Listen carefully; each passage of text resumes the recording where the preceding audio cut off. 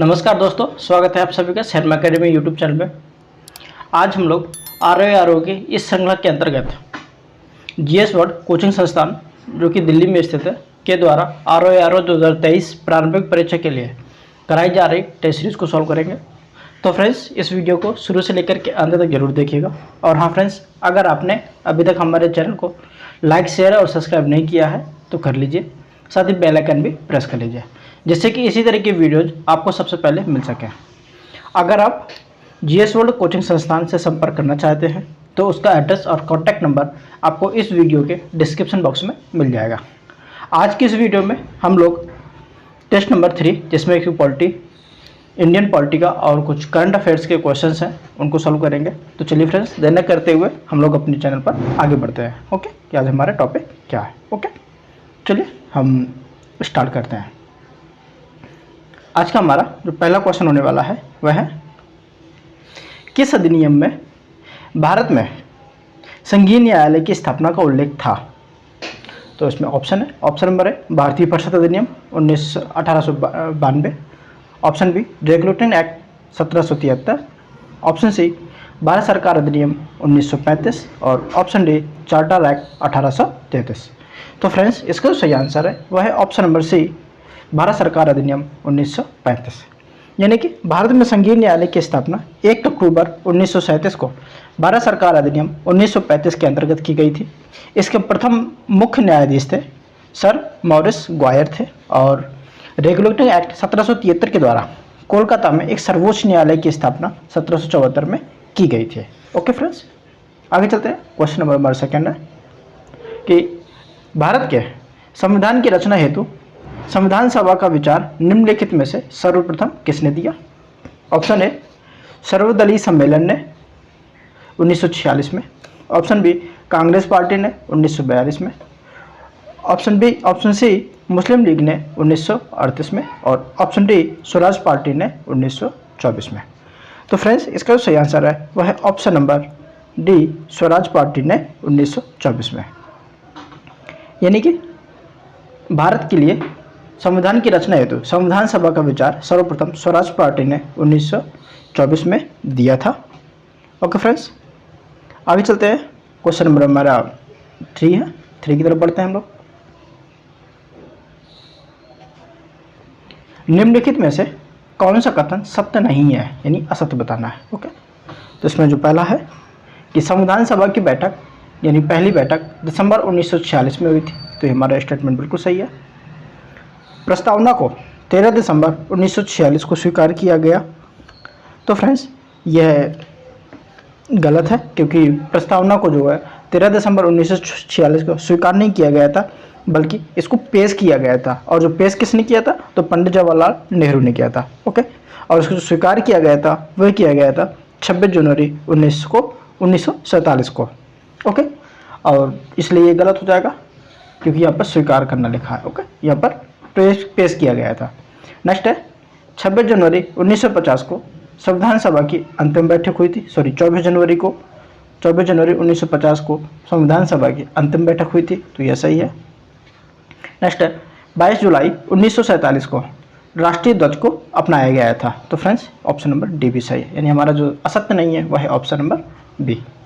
आगे चलते हैं। क्वेश्चन नंबर 4 है हमारा, 1946 में गठित संविधान सभा कब विघटित हुई थी? ऑप्शन ए जनवरी 1950 में, ऑप्शन बी नवंबर 1949 में, ऑप्शन सी अप्रैल 1952 में और ऑप्शन डी अगस्त 1947 में। तो फ्रेंड्स, इसका जो सही आंसर है वह है ऑप्शन नंबर सी, अप्रैल 1952 में। यानी जो सन 1946 में गठित संविधान सभा का जो विघटन है यह अप्रैल 1952 में हुआ था। और अप्रैल 1952 में मतलब तब तक जब तक कि संविधान सभा देश के पहले लोकसभा चुनाव नहीं करा पाई, यानी जब तक जैसे ही चुनाव हो गया वैसे ही विघटित कर दिया गया। ओके, आगे चलते हैं। और अगर हम बात करें कि संविधान सभा के जो अध्यक्ष थे वह थे डॉक्टर राजेंद्र प्रसाद जी। आगे चलते हैं। क्वेश्चन नंबर 5 है, कथन दिए हैं और इसमें बताना है कौन से सत्य है। कथन है, भारत का संविधान देश की आवश्यकताओं की पूर्ति करता है। तो फ्रेंड्स, ये बिल्कुल सही है कि करता है। और कारण दिया है कि इसको ग्रहित संविधान एक इसको एक ग्रहित संविधान कहा जाता है। तो कारण तो सही है लेकिन इसकी व्याख्या नहीं करता है, तो इसलिए हमारा जो सही आंसर हो जाएगा वह हो जाएगा ऑप्शन नंबर बी, यानी 1 और 2 दोनों सत्य हैं कि परंतु आर यानी कारण एक ही यानी कथन के सही स्पष्टीकरण नहीं है, यानी ऑप्शन नंबर बी सही हो जाएगा। ओके, आगे चलते हैं। क्वेश्चन नंबर 6 है हमारा कि भारत में समवर्ती सूची का प्रावधान लिया गया है, यानी कहाँ से लिया गया है। ऑप्शन ए अमेरिकी संविधान से, ऑप्शन बी ऑस्ट्रेलिया के संविधान से, ऑप्शन सी कनाडा के संविधान से, ऑप्शन डी फ्रांस की क्रांति से। तो फ्रेंड्स इसका जो सही आंसर है वह है ऑप्शन नंबर बी ऑस्ट्रेलिया के संविधान से, यानी समवर्ती सूची का जो प्रावधान है वह ऑस्ट्रेलिया के संविधान से लिया गया है। ओके फ्रेंड्स, आगे चलते हैं। और जो अगर हम बात करें कि जो समवर्ती सूची है यह कहाँ पर है, तो 7वीं सूची में मिल जाएगी। ओके, और जो फ्रांस के संविधान से लिया गया है वहाँ से स्वतंत्रता, समानता और बंधुत्व के जो आदर्श हैं जो हमारे प्रस्तावना में सम्मिलित किए गए हैं वह फ्रांस की क्रांति से लिए गए थे, और जो कि 1789 से 1799 ईस्वी में हुई थी। ओके, आगे चलते हैं। क्वेश्चन नंबर हमारा 7 है, तो हम 7 को देखते हैं। राज्यों के निर्माण का जो सही क्रम है वह बताना है। ओके, तो देखते हैं। पहले ऑप्शन ए में है गुजरात, आंध्र प्रदेश, हरियाणा, नागालैंड। ऑप्शन बी में आंध्र प्रदेश, हरियाणा, गुजरात और नागालैंड। ऑप्शन सी में आंध्र प्रदेश, गुजरात, नागालैंड, हरियाणा। ऑप्शन डी में है हरियाणा, गुजरात, नागालैंड और हरियाणा। तो फ्रेंड्स इसका जो सही आंसर बनेगा वह बनेगा ऑप्शन नंबर सी में। क्यों? क्योंकि आंध्र प्रदेश का सर्वप्रथम गठन हुआ था, यानी कब, ये तो इसका गठन हुआ था 1953 में, और गुजरात का जो गठन है यह 1960 में हुआ था, और नागालैंड का जो गठन है यह 1963 में हुआ था, और पंजाब और हरियाणा राज्य का जो है यह गठन हुआ था पंजाब से अलग करके जो हरियाणा बनाया गया था, एक बनाया गया था 1966 में। ओके, आगे चलते हैं। क्वेश्चन नंबर हमारा 8 है कि सूची 1 को सूची 2 से सम्मिलित कीजिए तथा कूट से सही उत्तर चुनिए। हम देखते हैं सूची क्या है, तो नीचे कूट दिए हुए हैं और यहाँ पर सूची है। सूची में 1 में है प्रावधान और सूची 2 में है अनुच्छेद। तो हम देखिए मैच करवाते हैं। पाकिस्तान से भारत में प्रवर्जित, तो यह अनुच्छेद कहाँ पर मिलेगा, तो ये दिया हुआ अनुच्छेद नंबर किसमें, 6 में दिया हुआ है। ओके, अनुच्छेद 6 में है ये, तो हमारा पाकिस्तान से भारत में प्रवर्जित अनुच्छेद 6। ओके, और नागरिक अधिकारों का जो नियमन है यह अनुच्छेद 11 में है, और भारतीय मूल के व्यक्तियों की नागरिकता के संबंध में जो उपबंध है यह दिया हुआ है हमारा अनुच्छेद 8 में, और नागरिक अधिकारों की जो निरंतरता है यह हमारा अनुच्छेद 10 में दिया हुआ है। यानी कि हमारा जो बनेगा A का 3 B का 4 और A का 3 B का 4 हम देख लेते हैं। A का 3 B का 4 हमारे सिर्फ एक ही ऑप्शन में है, वह है ऑप्शन नंबर A, इसलिए हमारा ऑप्शन नंबर A सही हो जाएगा। ओके, आगे चलते हैं। क्वेश्चन नंबर 9 में भारत के संविधान में प्रस्तावना का विचार लिया गया है, तो कहाँ से लिया गया है। ऑप्शन ए ब्रिटेन के संविधान से, ऑप्शन बी अमेरिका के संविधान से, ऑप्शन सी कनाडा के संविधान से, ऑप्शन डी फ्रांस के संविधान से। तो फ्रेंड्स इसका जो सही आंसर है वह है ऑप्शन नंबर बी अमेरिका के संविधान से, यानी जो भारत के संविधान में प्रस्तावना का विचार जो है यह अमेरिका के संविधान से लिया गया है। ओके, और अमेरिका के संविधान से अन्य जो प्रावधान लिए गए हैं वो हैं मूलाधिकार, न्यायपालिका की स्वतंत्रता, न्यायिक पुनरावलोकन का सिद्धांत, राष्ट्रपति पर महाभियोग और न्यायाधीशों का पद से हटाया जाना और उपराष्ट्रपति का पद। ओके, आगे चलते हैं। क्वेश्चन नंबर हमारा 10 है। भारत के संविधान की 4थी अनुसूची में सम्मिलित है, यानी क्या अनुसम्मिलित है। ऑप्शन ए विभिन्न उम्मीदवारों द्वारा ली जाने वाली शपथ, ऑप्शन बी जनजातीय क्षेत्रों का प्रशासन एवं नियंत्रण, ऑप्शन डी भत्तों एवं विशेषाधिकार संबंधी प्रावधान, ऑप्शन डी राज्यों एवं केंद्र शासित प्रदेशों का राज्यसभा में प्रतिनिधित्व। तो फ्रेंड्स इसका जो सही आंसर है वह है ऑप्शन नंबर डी, यानी 4थी अनुसूची जो है उसमें वर्णित है राज्यों व केंद्र शासित प्रदेशों का राज्यसभा में प्रतिनिधित्व।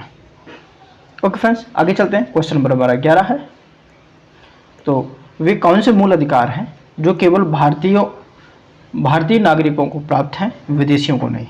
तो फ्रेंड्स अगर हम उनकी बात करें तो वे हैं अनुच्छेद 15 है, अनुच्छेद 16 भी है, और अनुच्छेद 19 भी है, और अनुच्छेद 29 और 30, यानी ऑप्शन नंबर डी जो भारतीयों को प्राप्त है। ओके, अगर हम अनुच्छेदों की बात करें तो अनुच्छेद 15 में है कि केवल धर्म, मूल वंश, जाति, लिंग या जन्म स्थान के आधार पर विभेद के सिद्धांत है। और अनुच्छेद 16 में है नियोजन के विषय में अवसर की समता। और अनुच्छेद 19 में है विचार अभिव्यक्ति की स्वतंत्रता है। और अनुच्छेद 29 में है क्या है, 29 और 30 में संस्कृति और शिक्षा संबंधी अधिकार दिए हुए हैं। ओके, आगे चलते हैं। क्वेश्चन नंबर हमारा 12 है, भारत में अस्पृश्यता का निवारण निम्न में से किन उपायों द्वारा किया जा सकता है। तो बताना है कि किन उपायों के द्वारा किया जा सकता है। तो चलिए हम देखते हैं कौन कौन से उपाय कर सकते हैं इसके निवारण के लिए। तो इसमें ऑप्शन दिए हुए हैं नीचे में, तो चलिए हम देखते हैं। इसमें है कानून बनाकर किया जा सकता है, उन्नति के द्वारा, शिक्षा उन्नति के द्वारा कर सकता है, जनगणना के द्वारा।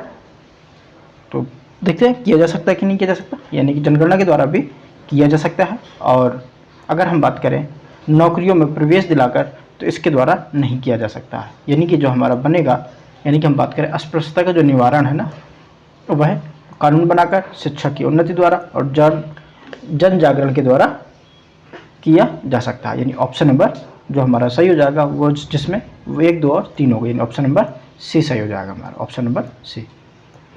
आगे चलते हैं। क्वेश्चन नंबर हमारा 13 है, भारत के संविधान का निम्नलिखित में से कौन सा अनुच्छेद प्रेस की स्वतंत्रता को आधार प्रदान करता है। ऑप्शन ए अनुच्छेद 20, ऑप्शन बी अनुच्छेद 19(1)(a), ऑप्शन सी अनुच्छेद 21 और ऑप्शन डी अनुच्छेद 19(1)(b). तो इसका जो सही आंसर बनेगा वह है ऑप्शन नंबर बी, अनुच्छेद 19(1)(a). ओके, और इसके क्योंकि इसके अंतर्गत वाक स्वतंत्रता एवं अभिव्यक्ति की स्वतंत्रता के संबंध में अधिकार दिए गए हैं। और इसमें हालांकि प्रेस की स्वतंत्रता का उल्लेख प्रत्यक्ष रूप से नहीं किया गया है संविधान में कहीं पर भी, लेकिन इसको हम मानते हैं अनुच्छेद 19(1)(a) के तहत। ओके, आगे चलते हैं। क्वेश्चन नंबर हमारा 14 है कि चलिए 14 की तरफ बढ़ते हैं। 42वें संविधान संशोधन अधिनियम द्वारा कौन सा विषय राज्य के नीति निर्देशक तत्व में शामिल नहीं किया गया है।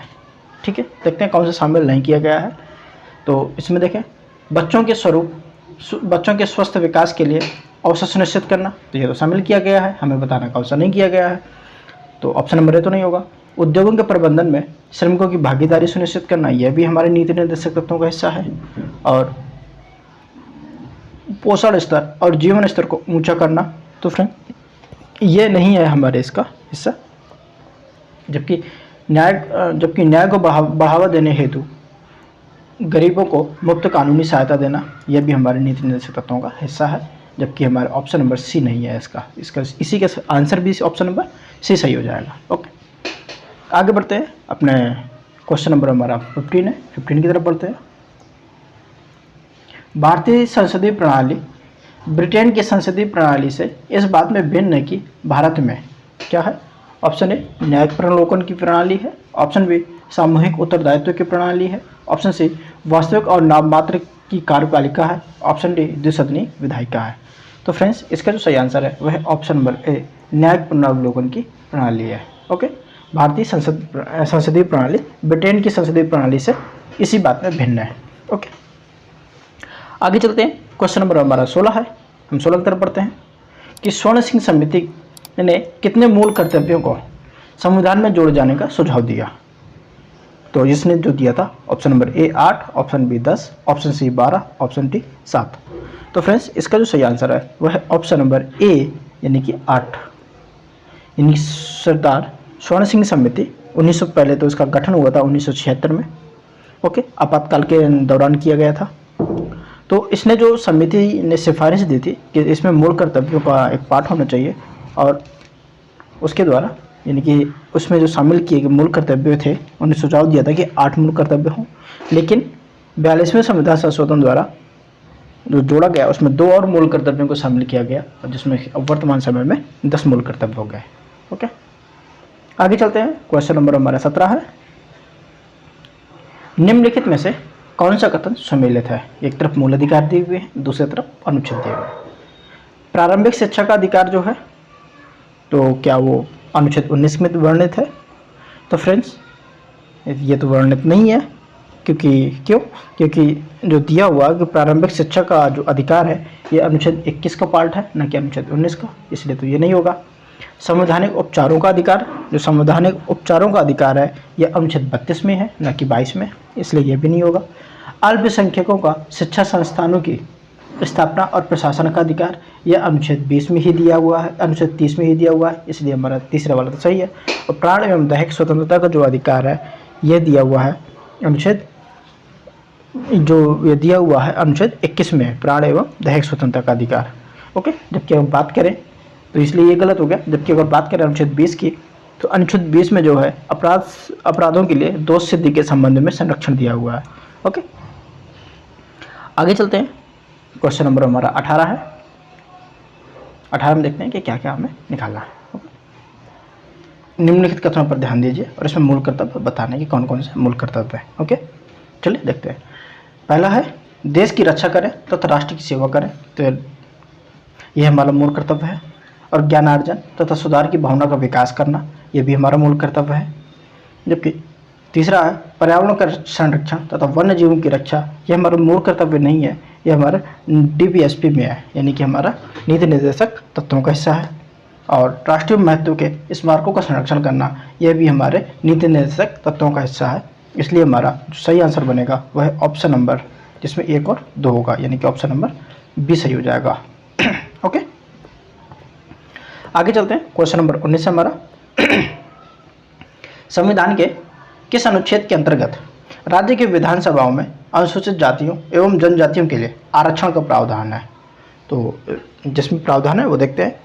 ऑप्शन ए अनुच्छेद 333, ऑप्शन बी अनुच्छेद 331, ऑप्शन सी अनुच्छेद 332, ऑप्शन डी अनुच्छेद 341। तो इसका जो सही आंसर है वह है ऑप्शन नंबर सी अनुच्छेद 332, यानी कि संविधान के अनुच्छेद 332 के अंतर्गत राज्य के विधानसभाओं में अनुसूचित जातियों एवं जनजातियों के लिए आरक्षण का प्रावधान है। ओके, और जबकि अनुच्छेद 33 के तहत बात करें तो ये इसमें है राज्यों की विधानसभाओं में आंग्ल भारतीयों का प्रतिनिधित्व, जो कि अब नहीं है, अब खत्म हो गया है। और अनुच्छेद 31 भी कि आंग्ल भारतीयों का लोकसभा में प्रतिनिधित्व, यह भी अब समाप्त हो गया है। और अनुच्छेद 341 जो है अनुसूचित जातियों की पहचान एवं संरक्षण से संबंधित है। ओके, आगे चलते हैं। क्वेश्चन नंबर 20 है हमारा। कथन है और कारण है। यदि कोई व्यक्ति उपराष्ट्रपति निर्वाचित हो सकता है, यानी कि कोई भी व्यक्ति उपराष्ट्रपति निर्वाचित हो सकता है यदि वह किसी भी पद की किसी भी सदन की अर्हता रखता हो। ओके, देखते हैं। और ऑप्शन नंबर हमारा नेक्स्ट कारण, उपराष्ट्रपति राज्यसभा का पदेन सभापति होता है। तो इसमें बताना कौन सा सही है, तो इसमें बताना है कि कौन सा सही है। ऑप्शन ए में है ए तथा आर दोनों सत्य है और आर ए की सही व्याख्या भी करता है, ये स्पष्टीकरण भी सही है। ऑप्शन बी में है ए और आर दोनों सत्य हैं परंतु आर ए का सही स्पष्टीकरण नहीं है। ऑप्शन सी है ए सत्य है परंतु आर गलत है। ऑप्शन डी है ए असत्य है परंतु आर सत्य है। तो फ्रेंड्स इसका जो सही आंसर है वह है ऑप्शन नंबर डी, यानी कि ए सत्य है और ए असत्य है और आर सत्य है, यानी कि राष्ट्रपति उपराष्ट्रपति राज्यसभा का पदेन सभापति होता है, ये सही है। और वह किसी भी सदन की अर्हता रखता हो ऐसा व्यक्ति उपराष्ट्रपति निर्वाचित हो सकता है, तो यह गलत है। ओके, क्यों गलत है तो हम बात कर लेते हैं। उपराष्ट्रपति के चुनाव के लिए जो अर्हताओं की ज़रूरत होती है वो कौन कौन सी है, जैसे कि वह भारत के नागरिक हो, वह 35 वर्ष की आयु पूरी कर चुका हो और वह राज्यसभा का सदस्य बनने की अर्हता रखता हो, न कि किसी भी सदन के। ओके, और वह किसी लाभ के पद पर न हो। ओके, और राष्ट्रपति राज्यसभा का पदेन सभापति भी होता है। ओके, आगे चलते हैं। क्वेश्चन नंबर हमारा 21 नंबर का है कि अगर भारत के राष्ट्रपति के चुनाव में कोई विवाद हो तो उस विवाद का निपटारा होता है, यानी कहाँ पर होगा। ऑप्शन ए उस राष्ट्रपति के द्वारा, ऑप्शन बी संसद के द्वारा, ऑप्शन सी सर्वोच्च न्यायालय के द्वारा, ऑप्शन डी चुनाव आयोग के द्वारा। तो फ्रेंड्स इसका जो सही आंसर है वह है ऑप्शन नंबर सी सर्वोच्च न्यायालय के द्वारा, यानी अगर भारत के राष्ट्रपति के चुनाव में कोई विवाद होता है तो उस विवाद का जो निपटारा है वह सर्वोच्च न्यायालय के द्वारा होगा। ओके, आगे चलते हैं। क्वेश्चन नंबर हमारा 22 है। भारत का प्रधानमंत्री बनने हेतु न्यूनतम आयु होनी चाहिए, कितनी होनी चाहिए। ऑप्शन ए 35 वर्ष, ऑप्शन बी 30 वर्ष, ऑप्शन सी 25 वर्ष, ऑप्शन डी आयु सीमा नहीं है।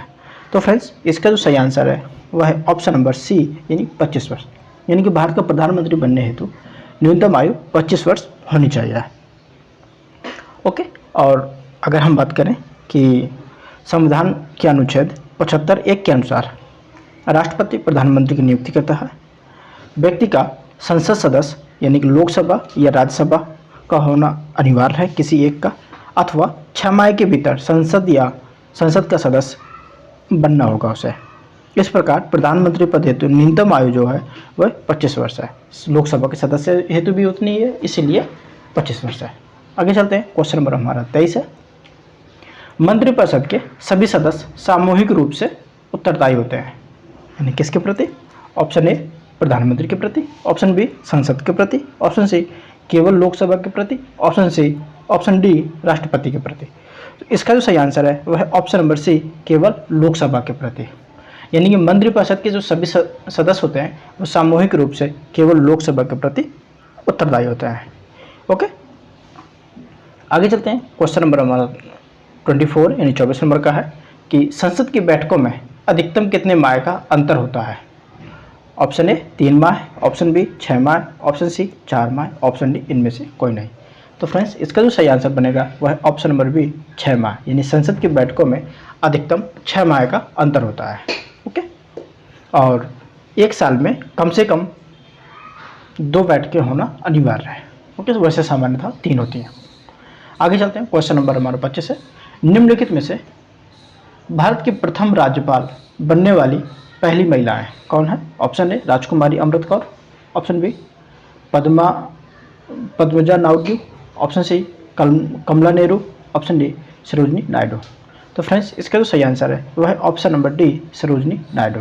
यानी सरोजिनी नायडू भारत की पहली राज्यपाल बनने वाली पहली महिला है।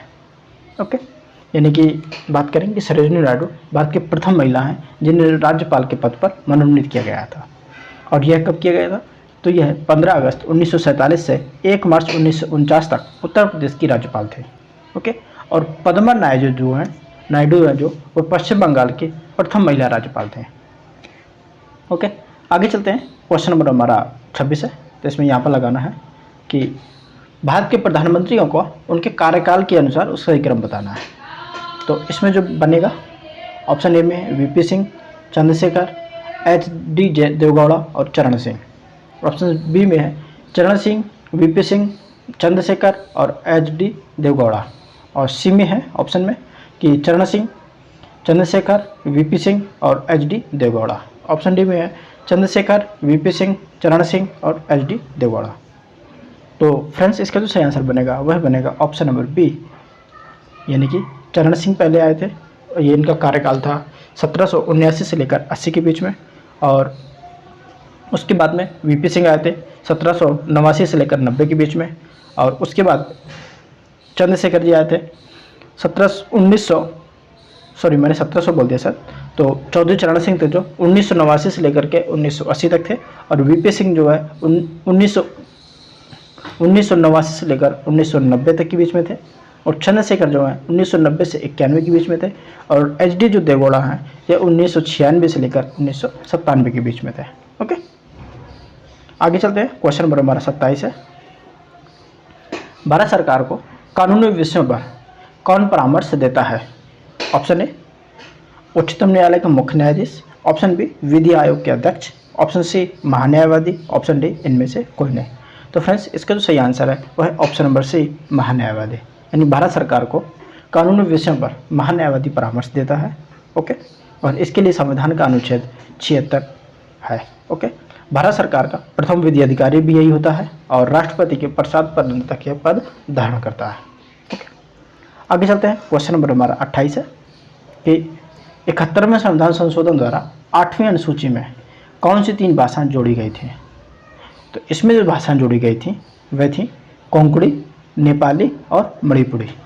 ओके, जो हमारे 71वें संविधान संशोधन के द्वारा, जिसमें जो कि 1992 में हुआ था, और एक संविधान संशोधन और भी हुआ था भाषाओं के लिए, जिसमें से कि 92वां संविधान संशोधन था, और उसमें 2003 में हुआ था, और उसमें बोडो, डोगरी, मैथिली और संथाली भाषाओं को राजकीय भाषा का दर्जा दिया गया था।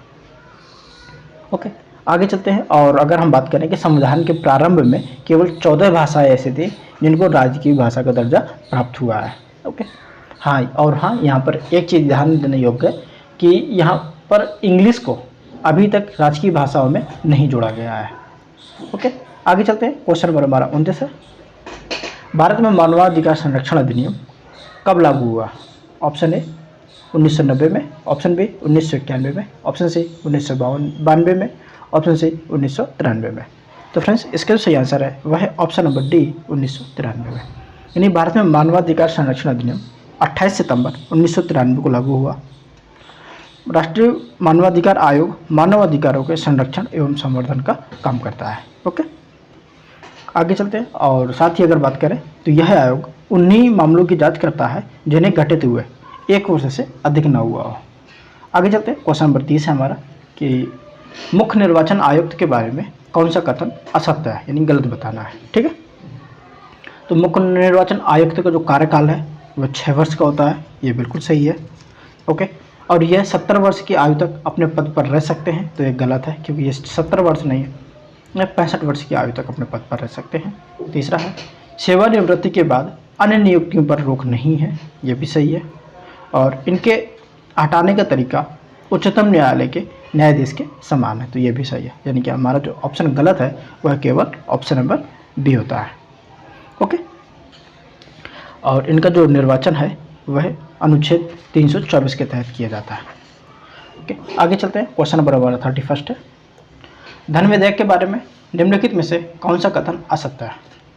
ऑप्शन ए इसके अध्यक्ष के प्रमाणन की जरूरत होती है, ऑप्शन बी इसे राज्यसभा अधिकतम 14 दिनों तक के लिए रोक सकती है, ऑप्शन सी है राज्यसभा कुछ संशोधन या सिफारिश कर सकती है, ऑप्शन डी लोकसभा में अस्वीकृत होने पर सरकार को त्यागपत्र देना पड़ता है।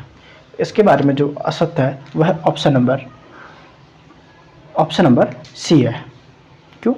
क्योंकि ऑप्शन नंबर सी है कि अध्यक्ष का जो निर्णय है ना, इस अध्यक्ष के प्रमाण की जरूरत होती है, तो यह सही है। और राज्यसभा से अधिकतम 14 दिनों तक के लिए रोक सकती है, यह भी सही है धन विधेयक के बारे में। और राज्यसभा कुछ संशोधन या सिफारिश कर सकती है, संशोधन नहीं कर सकती है, यहाँ पर सिर्फ सिफारिशें कर सकती है। ओके, इसलिए गलत हो गया। और लोकसभा में अस्वीकृत होने पर सरकार को त्यागपत्र देना पड़ता है, ये भी सही है। और जो धन विधेयक का प्रावधान है यह है अनुच्छेद 110 के तहत। ओके, आगे चलते हैं। क्वेश्चन नंबर हमारा जो 32 है उस पर देखते हैं कि दोनों सदनों के संयुक्त बैठक का प्रावधान संविधान के किस अनुच्छेद में है? तो ऑप्शन ए अनुच्छेद 105, ऑप्शन बी अनुच्छेद 108, ऑप्शन सी अनुच्छेद 100 और ऑप्शन डी अनुच्छेद 107। तो इसका सही आंसर है वह ऑप्शन नंबर बी अनुच्छेद 108 में। यानी कि किसी विधेयक पर गतिरोध की स्थिति में संविधान में के अनुच्छेद 108 में संयुक्त बैठक का प्रावधान है। ओके, आगे चलते हैं अपने क्वेश्चन की तरफ, अगले क्वेश्चन की तरफ। क्वेश्चन नंबर 33 है हमारा कि राज्यसभा में अधिकतम सदस्यों की संख्या हो सकती है कितनी? Option A 452, option B 245, option C 250, option D 545। तो इसका सही आंसर है वह ऑप्शन नंबर सी 250। यानी कि राज्यसभा में जो अधिकतम सदस्यों की संख्या है वह 250 हो सकती है। ओके, और वर्तमान में जो है तो वर्तमान में 245 सदस्य हैं। ओके, आगे चलते हैं। क्वेश्चन नंबर हम 33 की तरफ बढ़ते हैं अपने। निम्नलिखित राज्यों में से किन्हें राज्यसभा में समान प्रतिनिधित्व प्राप्त है? ऑप्शन ए छत्तीसगढ़ व झारखंड, ऑप्शन बी गुजरात व कर्नाटक, ऑप्शन सी मध्य प्रदेश व आंध्र प्रदेश, ऑप्शन डी असम व केरल।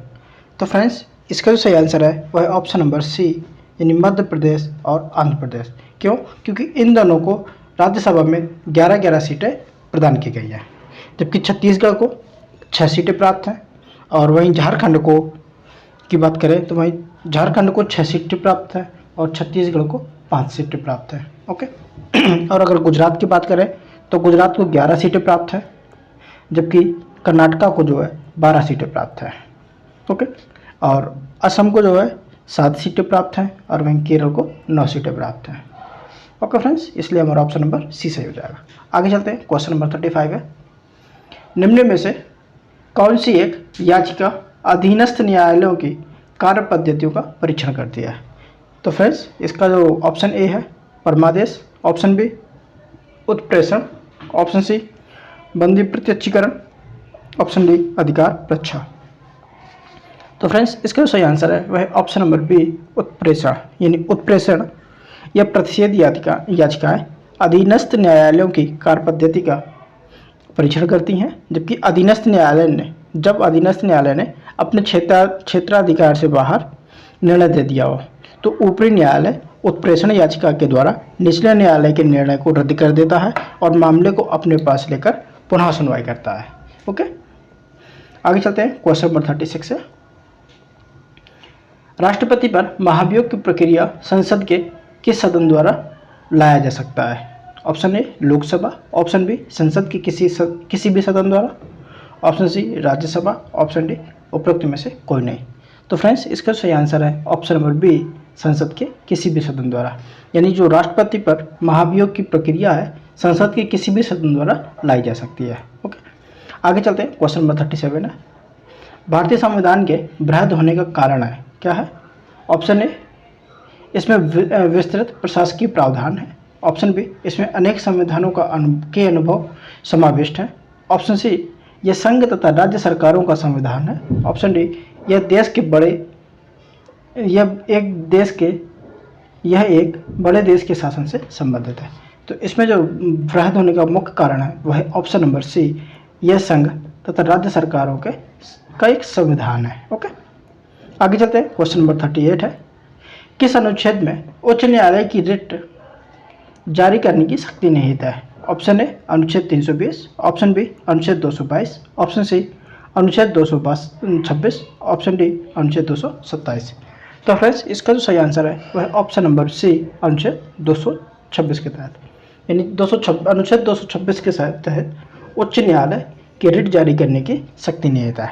ओके, आगे चलते हैं, क्वेश्चन नंबर हमारा 39 है और इसमें सूची 1 को सूची 2 से सुमेलित करना है। ओके, जो अनुच्छेद जो 78 है, तो इसमें जो है 78 में जो शामिल है वह राष्ट्रपति के संबंध में प्रधानमंत्री कर्तव्य हैं। ओके, और अनुच्छेद जो 74 है इसमें मंत्रिपरिषद द्वारा जो राष्ट्रपति को सलाह एवं सहयोग दी जाती है वह शामिल है, और अनुच्छेद जो 75 है उसके तहत प्रधानमंत्री जो है मंत्रिपरिषद के गठन के संबंध में है। जो अनुच्छेद 131 है वह सर्वोच्च न्यायालय के क्षेत्राधिकार से संबंधित है, यानी कि जो हमारा आंसर बनेगा ए का 2, बी का 4, सी का 1, ए का 2, बी का 4, सी का 1, यानी कि ऑप्शन नंबर हमारा बी हो जाएगा। ए का 2, बी का 4, सी का 1, डी का 3, ऑप्शन नंबर बी सही हो जाएगा। ओके, आगे चलते हैं, क्वेश्चन नंबर हमारा 40 है, भारत की संचित निधि का प्रावधान संविधान के किस अनुच्छेद में है? ऑप्शन ए अनुच्छेद 266, ऑप्शन बी अनुच्छेद 267, ऑप्शन सी अनुच्छेद 215, ऑप्शन डी अनुच्छेद 192। तो फ्रेंड्स, इसका जो सही आंसर है वह है ऑप्शन नंबर ए अनुच्छेद 266, यानी भारत की जो संचित निधि है उसका जो संविधान में अनुच्छेद है वह अनुच्छेद 266 है, और जबकि भारत की लोक लेखा जो निधि है वह भी अनुच्छेद 266 के तहत है, और जो भारत की आकस्मिकता निधि है वह अनुच्छेद 267 के तहत है। ओके, आगे चलते हैं, क्वेश्चन नंबर हमारा 41 है, एमएल सिंघी समिति संबंधित है? ऑप्शन ए आर्थिक नियोजन से, ऑप्शन बी करारोपण से, ऑप्शन सी संवैधानिक विकास से, ऑप्शन डी पंचायती राज विकास से। तो फ्रेंड्स, इसका जो सही आंसर है वह है ऑप्शन नंबर डी पंचायती राज विकास से, यानी जो एमएल सिंघवी समिति है ये पंचायती राज के विकास से संबंधित है, और जो इसका गठन है ना 1986 में राजीव गांधी की सरकार के समय हुआ था। ओके, आगे चलते हैं, क्वेश्चन नंबर हमारा 42 है, नगरीय प्रशासन प्रणाली को किस संविधान संशोधन द्वारा संवैधानिकता प्रदान की गई? ऑप्शन ए 73वें संविधान संशोधन, ऑप्शन बी 74वें संविधान संशोधन, ऑप्शन सी 76वें संविधान संशोधन, और ऑप्शन डी इनमें से कोई नहीं। तो फ्रेंड्स, इसका जो सही आंसर है वह ऑप्शन नंबर बी 74वें संविधान संशोधन के द्वारा। ओके, यानी नगरीय शासन प्रणाली को 74वें संविधान संशोधन अधिनियम 1992 द्वारा संवैधानिक दर्जा प्रदान किया गया। ओके। इस अधिनियम ने भारत के संविधान में एक नया भाग 9 का शामिल किया। ओके। इस अधिनियम द्वारा संविधान में एक नई जो अनुसूची है यानी 12वीं अनुसूची को भी जोड़ा गया और 12वीं अनुसूची में नगर पालिकाओं के 18 कार्यकारी विषयों का उल्लेख किया गया है। ओके फ्रेंड्स, हम लोग आगे चलते हैं। अब मेरा अगला क्वेश्चन है, क्वेश्चन नंबर 43 है। 43 नंबर क्वेश्चन है कि उच्च न्यायालय के न्यायाधीशों के बारे में क्या सही नहीं है। ओके, बताते हैं, देखते हैं उच्च न्यायालय के न्यायाधीश के बारे में क्या सही नहीं है। तो यह 62 वर्ष की आयु तक अपने पद पर बने रह सकते हैं। ओके फ्रेंड्स, तो यह सही है हमारा कि बने रह सकते हैं। ओके, यह मुख्य न्यायाधीश को अपना त्यागपत्र भेज सकते हैं। ओके, देखते हैं। यह भारत की संचित निधि से पेंशन प्राप्त करते हैं, यह भी सही है। और राज्यपाल या उनके द्वारा नियुक्त व्यक्ति के समक्ष शपथ ग्रहण करते हैं, तो हमारा ऑप्शन नंबर डी भी सही है। जो गलत है वह ऑप्शन नंबर बी है, यह मुख्य न्यायाधीश को अपना त्यागपत्र नहीं भेज सकते हैं। ये जो अपना त्यागपत्र देते हैं वह राष्ट्रपति को अपना त्यागपत्र देते हैं। ओके फ्रेंड्स, आगे चलते हैं। क्वेश्चन नंबर हमारा 44 है, यानी 44 नंबर का है कि लोक लेखा समिति अपने रिपोर्ट प्रस्तुत करती है, किसको करती है? ऑप्शन ए नियंत्रक एवं महालेखा परीक्षक को, ऑप्शन बी लोकसभा के स्पीकर को, ऑप्शन सी संसदीय मामलों के मंत्री को, ऑप्शन डी भारत के प्रधानमंत्री को। तो फ्रेंड्स, इसका जो सही आंसर है वह है ऑप्शन नंबर बी, लोकसभा के स्पीकर को प्रस्तुत करती है। यानी जो लोक लेखा समिति है अपना प्रतिवेदन लोकसभा के स्पीकर को प्रस्तुत करती है। और लोक लेखा समिति में लोकसभा के 15 और राज्यसभा के 7 सदस्य शामिल होते हैं, यानी कुल सदस्य 22 होते हैं। ओके, आगे चलते हैं। क्वेश्चन नंबर हमारा 44 है, सॉरी 44 हो गया। अब क्वेश्चन नंबर 45 की तरफ बढ़ते हैं। तो हमारा क्वेश्चन नंबर जो 45 है वह है भारत की किसी राज्य की विधानसभा में अधिकतम सदस्यों की संख्या हो सकती है, कितनी हो सकती है? Option A 500, option B 450, option C 400, option D 550। तो फ्रेंड्स, इसका जो सही आंसर है वह है ऑप्शन नंबर ए 500। यानी भारत के किसी राज्य की विधानसभा में अधिकतम सदस्यों की जो संख्या है वह 500 हो सकती है, और तथा कम से कम जो है ये 60 हो सकती है, यानी कि 60 से कम नहीं होगी। लेकिन इसमें एक क्लॉज भी है कि जैसे कि कुछ ऐसे राज्य हैं, स्पेशल राज्य हैं जहाँ की संख्या कम है, जैसे कि अरुणाचल प्रदेश, सिक्किम और गोवा के मामले में ये 30 की गई है, ये 30 है। और मिजोरम व नागालैंड के मामले में 40 है, मिजोरम के मामले में 40 है और नागालैंड में 46 है। ओके, आगे चलते हैं। क्वेश्चन नंबर 46 है हमारा, किस अनुच्छेद के अनुसार भारत के राष्ट्रपति द्वारा राष्ट्रीय आपातकाल की घोषणा की जा सकती है? ऑप्शन ए अनुच्छेद 352, ऑप्शन बी अनुच्छेद 356, ऑप्शन सी अनुच्छेद 360, ऑप्शन डी अनुच्छेद 355। तो फ्रेंड्स, इसका जो सही आंसर है वह है ऑप्शन नंबर ए अनुच्छेद 352 के तहत। ओके, अनुच्छेद यानी कि अनुच्छेद 352 के अनुसार भारत के राष्ट्रपति द्वारा राष्ट्रीय आपातकाल की घोषणा की जा सकती है। ओके, और अगर हम बात करें अनुच्छेद 356 के तहत, तो राष्ट्रपति शासन या संवैधानिक आपातकाल की घोषणा की जा सकती है। और अनुच्छेद 360 है, तो यह अनुच्छेद राष्ट्रपति को वित्तीय आपातकाल की घोषणा करने की शक्ति प्रदान करता है। और अनुच्छेद 355 जो है ये संघ का यह कर्तव्य है कि बाह्य आक्रमण या आंतरिक अशांति से प्रत्येक राज्य की रक्षा करे। ओके, आगे चलते हैं। क्वेश्चन नंबर हमारा 47 है, निम्नलिखित में से कौन एक संवैधानिक निकाय नहीं है? ऑप्शन ए केंद्रीय सूचना आयोग, ऑप्शन बी अनुसूचित जाति आयोग, ऑप्शन सी वित्त आयोग, ऑप्शन डी राजभाषा आयोग। तो फ्रेंड्स, इसका जो सही आंसर बनेगा वह है ऑप्शन नंबर ए केंद्रीय सूचना आयोग। यह एक संवैधानिक निकाय नहीं है, और जबकि केंद्रीय सूचना आयोग की जो स्थापना है 2005 में केंद्र सरकार द्वारा की गई थी, और इसकी जो स्थापना है सूचना कर अधिकार अधिनियम 2005 के अंतर्गत एक शासकीय राजपत्र अधिसूचना के माध्यम से की गई थी। ओके, बाकी अन्य सभी हमारे संवैधानिक निकाय हैं। आगे चलते हैं। क्वेश्चन नंबर हमारा 48 है, राष्ट्रीय अन्वेषण अभिकरण NIA की स्थापना किस वर्ष की गई? Option A 2010, option B 2009, option C 2005 और ऑप्शन डी 2012। तो फ्रेंड्स, इसका जो सही आंसर है वह है ऑप्शन नंबर बी 2009 में। ओके, आगे चलते हैं। यह जो अधिकरण है यह गृह मंत्रालय के तहत कार्य करता है। आगे चलते हैं। क्वेश्चन नंबर हमारा 49 है, राष्ट्रीय मानवाधिकार आयोग से संबंधित कथनों में से कौन से कथन सही है? तो ऑप्शन ए में है ये संवैधानिक निकाय है, सॉरी ये सांविधिक निकाय है। ऑप्शन बी, इसमें अध्यक्ष सहित कुल 5 सदस्य होते हैं। ऑप्शन सी, सदस्यों का कार्यकाल 5 वर्ष होता है।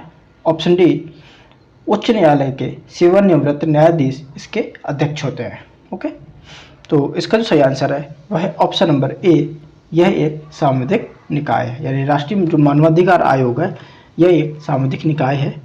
और जो राष्ट्रीय मानवाधिकार आयोग का गठन है संसद द्वारा पारित मानवाधिकार संरक्षण अधिनियम 1993 के तहत 1993 में किया गया था।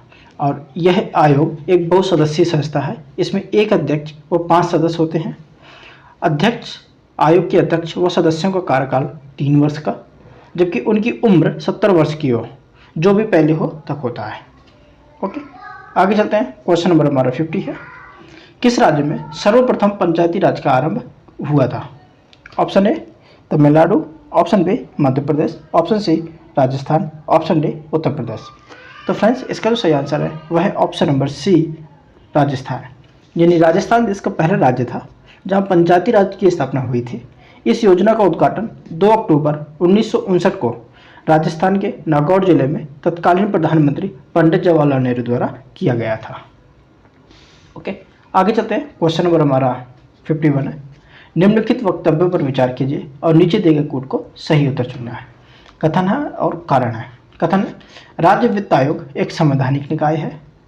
और कारण है कि संघीय वित्त आयोग पंचायतों को वित्तीय सहायता प्रदान करने के लिए संस्तुति नहीं कर सकता है। तो फ्रेंड्स इसका कारण जो है वो गलत है, क्योंकि कर सकता है और जो कथन है यह सही है। ओके, तो देखते हैं हमारा आंसर में कौन सा आंसर सही हो जाएगा। तो ऑप्शन ए में है, ए और आर दोनों सही है, यानी कथन और कारण दोनों सही है, तो ये गलत हो जाएगा। और इसमें भी ऑप्शन बी में भी सही है, तो इसका बनेगा ऑप्शन नंबर सी, ए सही है यानी कथन सही है किंतु आर गलत है। इसका ऑप्शन नंबर सी सही हो जाएगा। ओके, आगे चलते हैं। क्वेश्चन नंबर हमारा 52 है, सरकारी आयोग गठित हुआ था निम्न में से किसकी समीक्षा करने के लिए? ऑप्शन ए राज्यपाल व मुख्यमंत्री के मध्य संबंधों की, ऑप्शन बी राज्यपाल व राष्ट्रपति के मध्य संबंधों की, ऑप्शन सी संघ व राज्यों के मध्य संबंधों की, ऑप्शन डी कार्यपालिका और न्यायपालिका के मध्य संबंधों के।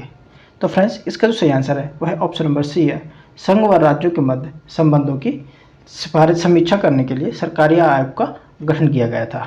ओके, और यह गठन किया गया था 1983 में। ओके, और इसके जो सदस्य थे उसमें एक सदस्य था, एक 3 सदस्यीय आयोग था इसमें, जिसमें इसकी बी शिवरामन, एस सेन और इसके अन्य 2 सदस्य भी थे।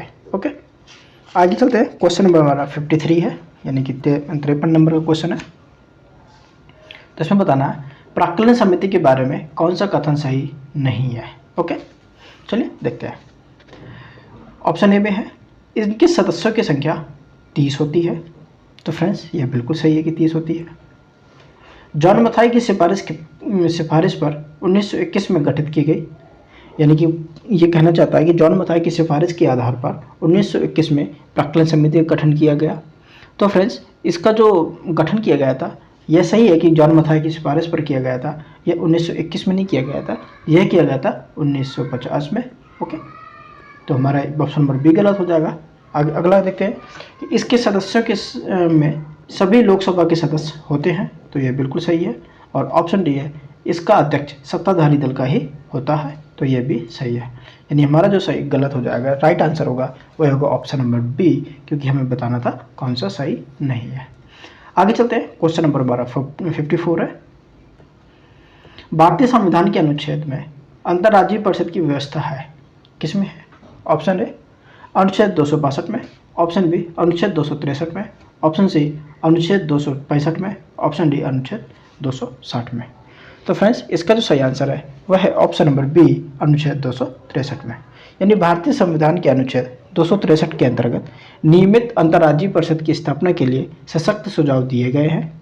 और 1983 में गठित सरकारी आयोग की सिफारिश पर वीपी सिंह के नेतृत्व वाली सरकार ने 1990 में अंतर्राज्यीय परिषद का गठन किया था। ओके, और अगर हम बात करें अनुच्छेद 262 की, तो इसमें अंतर्राज्यीय नदियों के जल विवादों से के संबंधित निर्णय के बारे में है। और अनुच्छेद 260 की बात करें तो अनुच्छेद 260 में है भारत के बाहर के राज्य क्षेत्रों के संबंध में संघ की अधिकारिता का वर्णन है। और अनुच्छेद 265 में विधि के प्राधिकार के बिना करों का अधिरोपण न किया जाना है। ओके, आगे चलते हैं। क्वेश्चन नंबर 55 है हमारा। संघ लोक सेवा आयोग एक संवैधानिक निकाय है क्योंकि इसका गठन ऑप्शन ए कार्यपालिका आदेश के तहत हुआ है, ऑप्शन बी संसद में पारित अधिनियम के तहत हुआ है, ऑप्शन सी राष्ट्रपति के अध्यादेश के तहत हुआ है, ऑप्शन डी उपयुक्त में से कोई नहीं। तो फ्रेंड्स, इसका जो सही आंसर है वह होगा ऑप्शन नंबर डी, उपयुक्त में से कोई नहीं। क्यों? क्योंकि संघ लोक सेवा आयोग भारत का केंद्रीय भर्ती अभिकरण है। यह एक स्वतंत्र संवैधानिक निकाय यह संस्था है क्योंकि इसका गठन संवैधानिक प्रावधानों के माध्यम से किया गया है। संविधान के 14वें भाग के में अनुच्छेद 315 से 223 तक संघ लोक सेवा आयोग की स्वतंत्रता व शक्ति व कार्य के अलावा इसके संगठन तथा सदस्यों की नियुक्तियां व बर्खास्तगी के आदि के विस्तार से वर्णन किया गया है। ओके, आगे चलते हैं। क्वेश्चन नंबर 56 है। भाषाई अल्पसंख्यक वर्गों के लिए विशेष अधिकारी का प्रावधान संविधान के किस संशोधन अधिनियम के तहत किया गया? ऑप्शन ए 24वें संविधान संशोधन अधिनियम, ऑप्शन बी 7वें संविधान संशोधन अधिनियम, ऑप्शन बी 42वें संविधान संशोधन अधिनियम, ऑप्शन डी उपरोक्त में से कोई नहीं। तो फ्रेंड्स, इसका जो सही आंसर है यह है ऑप्शन नंबर बी 7वें संविधान संशोधन अधिनियम। यानी कि भाषाई अल्पसंख्यक वर्गों के लिए विशेष अधिकारी का प्रावधान संविधान के 7वें संशोधन अधिनियम के तहत किया गया है। ओके, आगे चलते हैं। क्वेश्चन नंबर हमारा 57 है।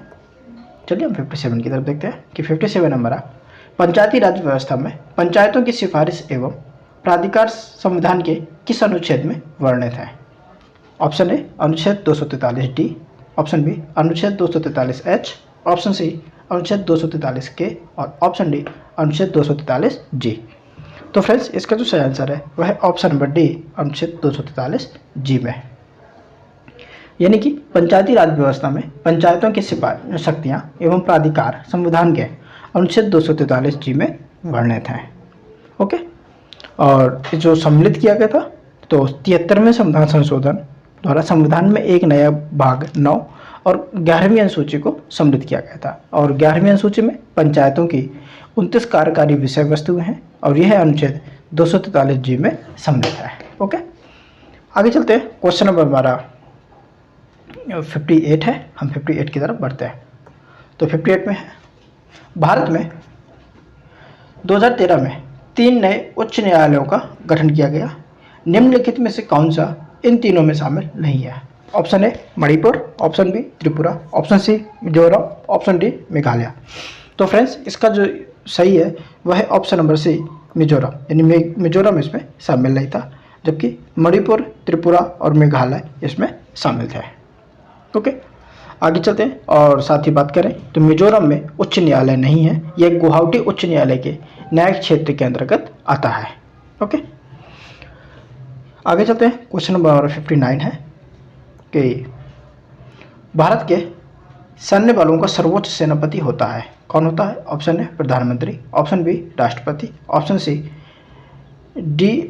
CDS, ऑप्शन डी इनमें से कोई नहीं। तो फ्रेंड्स, इसका जो सही आंसर है वह है ऑप्शन नंबर बी राष्ट्रपति।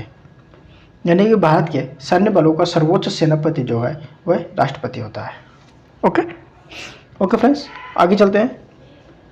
क्वेश्चन नंबर हमारा 60 है।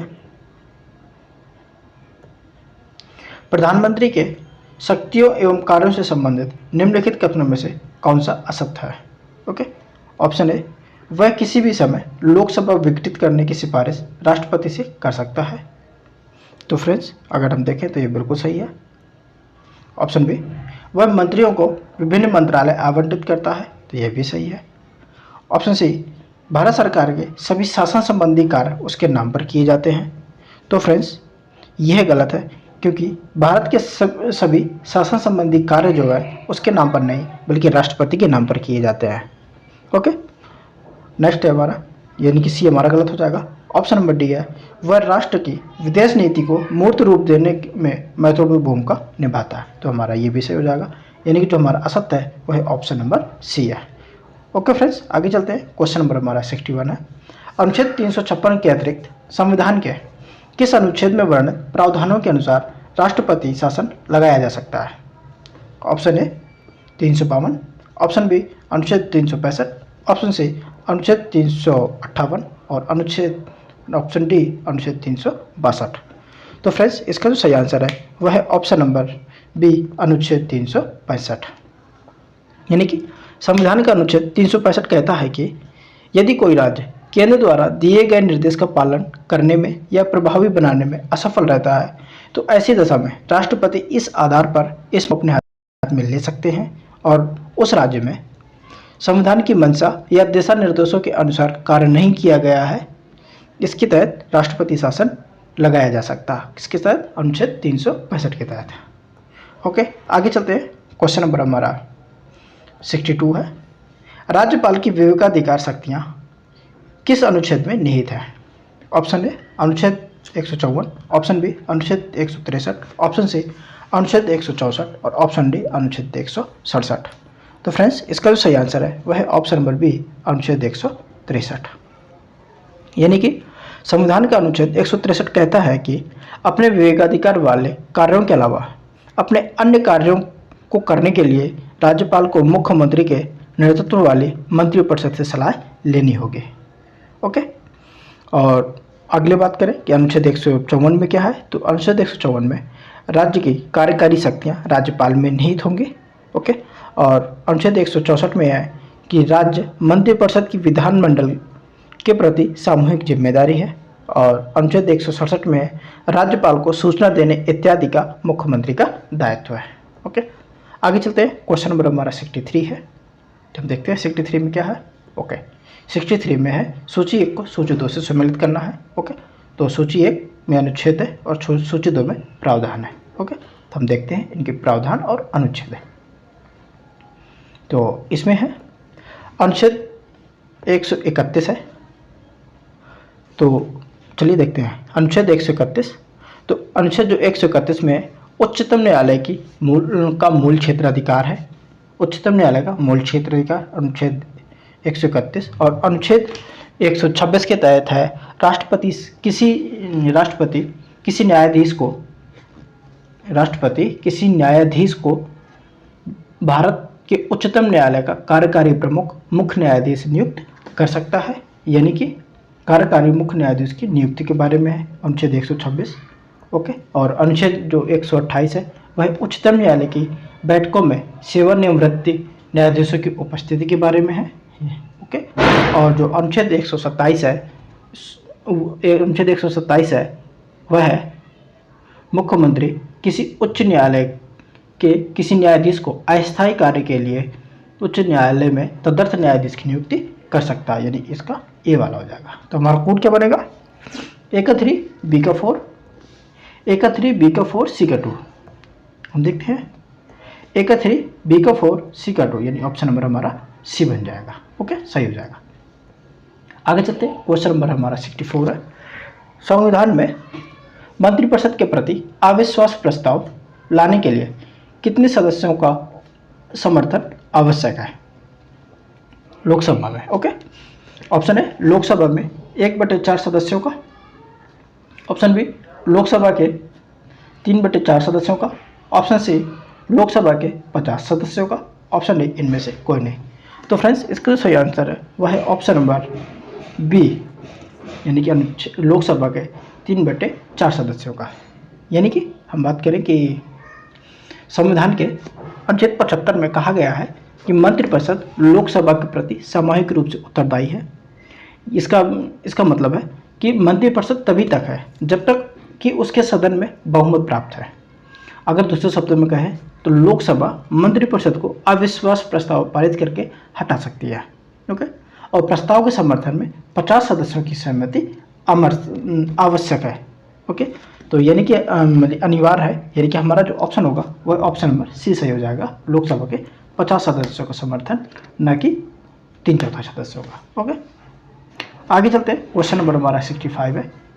निम्नलिखित में से किस भाषा को 2005 में शास्त्रीय भाषा का दर्जा दिया गया? तो option A Telugu, option B Kannada, option C Malayalam, option D Sanskrit. तो फ्रेंड्स इसका जो सही आंसर है वह ऑप्शन नंबर डी संस्कृत है। यानी संस्कृत को 2005 में शास्त्रीय भाषा का दर्जा दिया गया। अगर हम वही बात करें कि तेलुगु और कन्नड़ को तो वह 2008 में दिया गया, और अगर हम बात करें मलयालम को तो ये 2013 में दिया गया। ओके, और अगर हम बात करें कि भारतीय संविधान में अब तक कितनी भाषाओं को शास्त्रीय भाषाओं का दर्जा मिल चुका है, तो वो है टोटल 6 भाषाएं हैं, जिनमें है तमिल है, संस्कृत है, तेलुगु है, कन्नड़ है, मलयालम है और उड़िया है। ओके फ्रेंड्स, इसमें हिंदी नहीं है और ना ही इंग्लिश है, ये याद रखिएगा। आगे चलते हैं, क्वेश्चन नंबर हमारा 66 है। भारतीय संविधान अधिक कठोर और अधिक लचीले के मध्य एक अच्छा संतुलन स्थापित करता है। भारतीय संविधान के संबंध में उपयुक्त कथन किससे संबंधित, यानी कि उपयुक्त कथन किसने कहा था? ऑप्शन ए सर आइवर जेनिंग ने, ऑप्शन बी केसी व्हीलर ने, ऑप्शन सी हेराल्ड लास्की ने और ऑप्शन डी डी बसु ने। तो फ्रेंड्स ये जो कथन कहा था वह कहा था ऑप्शन नंबर बी केसी व्हीलर ने। ओके, आगे चलते हैं, क्वेश्चन नंबर हमारा 67 है। निम्नलिखित में से कौन संसद की लोक लेखा समिति की बैठकों में उपस्थित रहता है? ऑप्शन ए भारत के राष्ट्रपति, ऑप्शन बी भारत के नियंत्रक महालेखा परीक्षक, ऑप्शन सी भारत के महान्यायवादी और ऑप्शन डी उपरोक्त में से कोई नहीं। तो फ्रेंड्स इसका जो सही आंसर है वह है ऑप्शन नंबर बी भारत के नियंत्रक एवं महालेखा परीक्षक। ओके, यानी कि भारत के नियंत्रक एवं महालेखा परीक्षक संसद की लोक लेखा समिति की बैठकों में भाग ले सकता है। ओके, आगे चलते हैं, अगला क्वेश्चन नंबर 68 है। तो देखते हैं कि इसमें बताना है निम्नलिखित कथनों पर विचार कीजिए और कौन सा सही बताना है। तो चलिए देखते हैं कि कथन एक है, भारत में किसी राज्य की विधान परिषद आकार में उस राज्य की विधानसभा के आधे से अधिक बड़ी हो सकती है। तो फ्रेंड्स ये गलत है, क्योंकि यह बड़ी नहीं हो सकती, क्योंकि इसका जो प्रावधान है कि विधान परिषद की सदस्य संख्या उस राज्य के विधानसभा के सदस्यों की कुल संख्या की 1/3 से अधिक नहीं होगी, और लेकिन किसी भी दशा में 40 से कम भी नहीं होगी। ओके, तो इसलिए हमारा गलत हो जाएगा। नेक्स्ट है कि किसी राज्य का राज्यपाल उस राज्य की विधानसभा के सभापति के नाम को निर्देशित करता है। तो फ्रेंड्स ये भी गलत है, क्योंकि विधान परिषद के सभापति तथा उपसभापति के निर्वाचन विधान परिषद करती है, न कि राज्यपाल का इसमें कोई काम है। तो फ्रेंड्स ऑप्शन नंबर हमारा यानी कि हमारा स्टेटमेंट नंबर 2 भी गलत हो जाएगा, इसलिए हमारा जो सही होगा वह होगा ऑप्शन नंबर डी, ना तो 1 ना तो 2। आगे चलते हैं, क्वेश्चन नंबर हमारा 69 है। राष्ट्रीय मतदाता दिवस मनाया जाता है। ऑप्शन ए 15 जनवरी को, ऑप्शन बी 15 फरवरी को, ऑप्शन सी 25 जनवरी को, ऑप्शन डी 25 फरवरी को। तो फ्रेंड्स इसका जो सही आंसर है वह है ऑप्शन नंबर सी 25 जनवरी का, यानी कि राष्ट्रीय मतदाता दिवस 25 जनवरी को मनाया जाता है। और क्यों मनाया जाता है अगर हम बात करें तो भारत निर्वाचन आयोग की स्थापना है इसी दिन की गई थी। ओके, इसलिए यह दिवस मनाया जाता है। और यह जो दिवस मनाया जाने लगा है तो कब से मनाया जा रहा है बात करें तो यह मनाया जा रहा है 25 जनवरी 2011 से मनाना शुरू किया था। ओके, आगे चलते हैं, क्वेश्चन नंबर 70 है हमारा। भारतीय संविधान में अवशिष्ट शक्तियाँ किसमें सन्निहित हैं? ऑप्शन ए राज्य में, ऑप्शन बी संसद में, ऑप्शन सी केंद्रीय मंत्रिपरिषद में, ऑप्शन डी राष्ट्रपति में। तो फ्रेंड्स इसका जो सही आंसर है वह है ऑप्शन नंबर बी संसद में, यानी कि भारतीय संविधान में अवशिष्ट शक्तियाँ जो सन्निहित हैं वह संसद में सन्निहित है। और इनके अनुच्छेद की बात करें तो यह है अनुच्छेद 248 के अंतर्गत। ओके, आगे चलते हैं, क्वेश्चन नंबर हमारा 71 है। तो देखते हैं 71 में क्या है कि निम्नलिखित वक्तव्यों पर विचार कीजिए और नीचे दिए गए कूट से सही उत्तर का चुनना है। ओके, कथन है और कारण है। तो देखते हैं कथन और कारण में कौन सा सही होता है। यानी कि जनहित याचिका जन सहयोगी नागरिकों को न्यायालय तक जाने की स्वीकृति देती है, तो यह सही है। कारण है क्योंकि जन सहयोगी व्यक्ति उस व्यक्ति के लिए न्याय मांग सके जो किसी कारण से न्यायालय तक पहुंच पाने में असमर्थ है, तो कारण भी सही है। और कारण जो है कथन की सही व्याख्या भी करता है। तो हमारा जो सही आंसर हो जाएगा ऑप्शन नंबर ए ही हो जाएगा। कथन और कारण दोनों सही है और कारण जो है कथन की सही स्पष्टीकरण भी है। ओके, ऑप्शन नंबर ए सही हो जाएगा। आगे चलते हैं, क्वेश्चन नंबर हमारा 72 है। देखते हैं 72 में क्या बताना है। तो इसमें बताना है निम्नलिखित कथनों पर विचार करना है और इसमें सही कथन बताना है। ओके, तो चलिए देखते हैं कि कौन कौन से हमारे इसमें सही होंगे। 72 है, अगर आप चाहें तो ऑप्शन देख सकते हैं। ठीक है, तो अब चलिए अब चलते हैं। भारत का उच्चतम न्यायालय भारत के राष्ट्रपति को विधि अथवा तथ्यों के विषय पर सलाह देता है। तो ऑप्शन है स्वयं किसी व्यापक लोकहित के विषय में, तो यह गलत है कि स्वयं नहीं देता है। यदि वह ऐसी कोई सलाह मांगता है, तो यदि हाँ अगर मांगते हैं तो देते हैं। केवल यदि विषय नागरिकों के मूल अधिकारों से संबंधित है तो भी नहीं है, यानी कि अन्य विषयों पर भी दे सकते हैं। यानी कि हमारा जो ऑप्शन नंबर हमारा जो सही होगा केवल 2 वाला ही सही होगा, यानी ऑप्शन नंबर बी सही हो जाएगा। ओके, यानी कि भारतीय संविधान के अनुच्छेद 143 राष्ट्रपति को दो श्रेणियों के मामले में उच्चतम न्यायालय से राय लेने का अधिकार देता है, जिसमें पहला है सार्वजनिक महत्व के किसी मामले पर विधिक प्रश्न उठने पर, और दूसरा है किसी पूर्व संवैधानिक संधि, समझौते आदि के मामले में किसी विवाद के उत्पन्न होने पर देना होता है, मांग सकता है। और दोनों ही मामलों में उच्चतम न्यायालय का मत सिर्फ सलाह होती है, न कि बाध्यकारी होती है। और इस तरह राष्ट्रपति इसके लिए बाध्य नहीं है कि वह इस सलाह को माने। ओके, चाहे तो मना भी कर सकता है। अगला है क्वेश्चन नंबर 73 है। संसद की कार्रवाई में अपनाई जाने वाली प्रक्रिया शून्यकाल का उपबंध सर्वप्रथम किस देश में अपनाया गया? तो option A Bharat, option C, option B Britain, option C USA और ऑप्शन डी कनाडा। तो इसका जो सही आंसर है वह है ऑप्शन नंबर ए भारत। यानी कि प्रश्नकाल की तरह प्रक्रिया के नियमों में शून्यकाल का उल्लेख नहीं है। इस तरह यह अनौपचारिक साधन है जिसमें संसद सदस्य बिना पूर्व सूचना के मामले उठा सकते हैं। ओके, और संसदीय प्रक्रिया में यह नवाचार भारत की देन है। ओके, और यह जो है 1962 से जारी है। आगे चलते हैं, क्वेश्चन नंबर हमारा 74 है। जम्मू और कश्मीर केंद्र शासित प्रदेश में लोकसभा की सीटों की संख्या है। Option A 5, option B 7, option C 4, option D 3। तो फ्रेंड्स इसका जो सही आंसर है वह है ऑप्शन नंबर ए 5। यानी कि जम्मू और कश्मीर तथा लद्दाख केंद्र शासित प्रदेशों में लोकसभा सीटों की संख्या जो है क्रमशः 5 व 1 है। ओके, यानी कि जम्मू कश्मीर में जो है उसमें कितनी है? 5 है और लद्दाख में 1 है। और जो सर्वाधिक लोकसभा सीट वाला केंद्र शासित प्रदेश है वह दिल्ली है, क्योंकि यहाँ से 7 लोकसभा सदस्य लोकसभा के लिए चुने जाते हैं, 7 सदस्य। ओके, आगे चलते हैं। क्वेश्चन नंबर हमारा 75 है। सूची 1 को सूची 2 से सम्मिलित करना है। ओके, तो हम सीधे सीधे सूची पर आते हैं। एक तरफ राज्य है, दूसरी तरफ लोकसभा सीटों की संख्या है। ओके, देखें उत्तर प्रदेश में जो है वह लोकसभा की सीटों की संख्या 80 है और आंध्र प्रदेश में 25 है और कर्नाटका में जो है यहाँ पर 28 है और गुजरात में 26 है। ओके, यानी कि जो हमारा जो कोड बनेगा ए का 3 बी का 4 सी का 2, ए का 3 बी का 4 सी का 2, यानी कि ऑप्शन नंबर ए हमारा सही हो जाएगा। ओके, आगे चलते हैं। क्वेश्चन नंबर हमारा 76 है, यानी 76 नंबर क्वेश्चन है। हम देखते हैं भारत के संविधान में निम्न में से किसके प्रति अभियोग लगाने का प्रावधान नहीं है? ऑप्शन ए राष्ट्रपति के विरुद्ध, ऑप्शन बी चुनाव आयुक्त के विरुद्ध, ऑप्शन सी मुख्य चुनाव आयुक्त के विरुद्ध और ऑप्शन डी भारत के मुख्य न्यायाधीश के विरुद्ध। तो फ्रेंड्स इसका जो सही आंसर है वह ऑप्शन नंबर बी चुनाव आयुक्त के विरुद्ध नहीं है।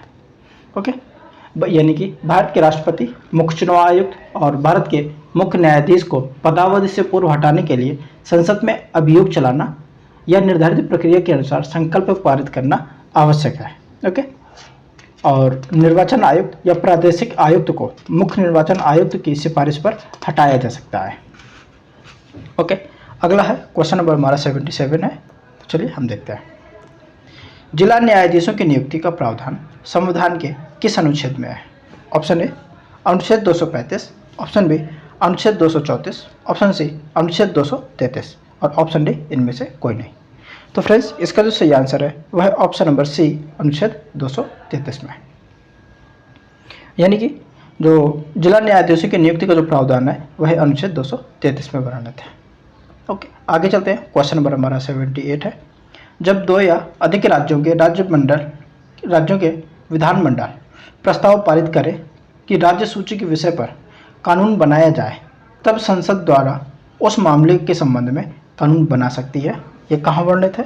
तो ऑप्शन ए में है अनुच्छेद 253 के तहत, ऑप्शन बी अनुच्छेद 249 के तहत, ऑप्शन सी अनुच्छेद 252 के तहत, ऑप्शन डी इनमें से कोई नहीं। तो फ्रेंड्स इसका जो सही आंसर है वह है ऑप्शन नंबर सी अनुच्छेद 252 के तहत। ओके, आगे चलते हैं। क्वेश्चन नंबर 79 है। तो क्षेत्रीय परिषदों के संबंध में विचार करना है और इसमें बताना है कौन सा कथन सही है। ओके, तो चलिए हम देखते हैं कि इसमें कौन कौन से सही हैं और कौन से सही नहीं है। इसका जो गठन है राज्य पुनर्गठन अधिनियम 1956 के तहत किया गया था। तो फ्रेंड्स ये बिल्कुल सही है। ओके, और देश में कुल 5 क्षेत्रीय परिषदें हैं, तो यह भी सही है। और प्रधानमंत्री 5 क्षेत्रीय परिषदों के अध्यक्ष होते हैं। तो फ्रेंड्स जो यह हमारा गलत है, क्योंकि प्रधानमंत्री नहीं होते हैं। केंद्र सरकार का गृह मंत्री है जो है वह 5 क्षेत्रीय परिषदों के अध्यक्ष होते हैं, इसलिए हमारा तीसरा तो गलत है। और फोर्थ है राज्यों के मुख्यमंत्री क्रमवार इसके उपाध्यक्ष होते हैं।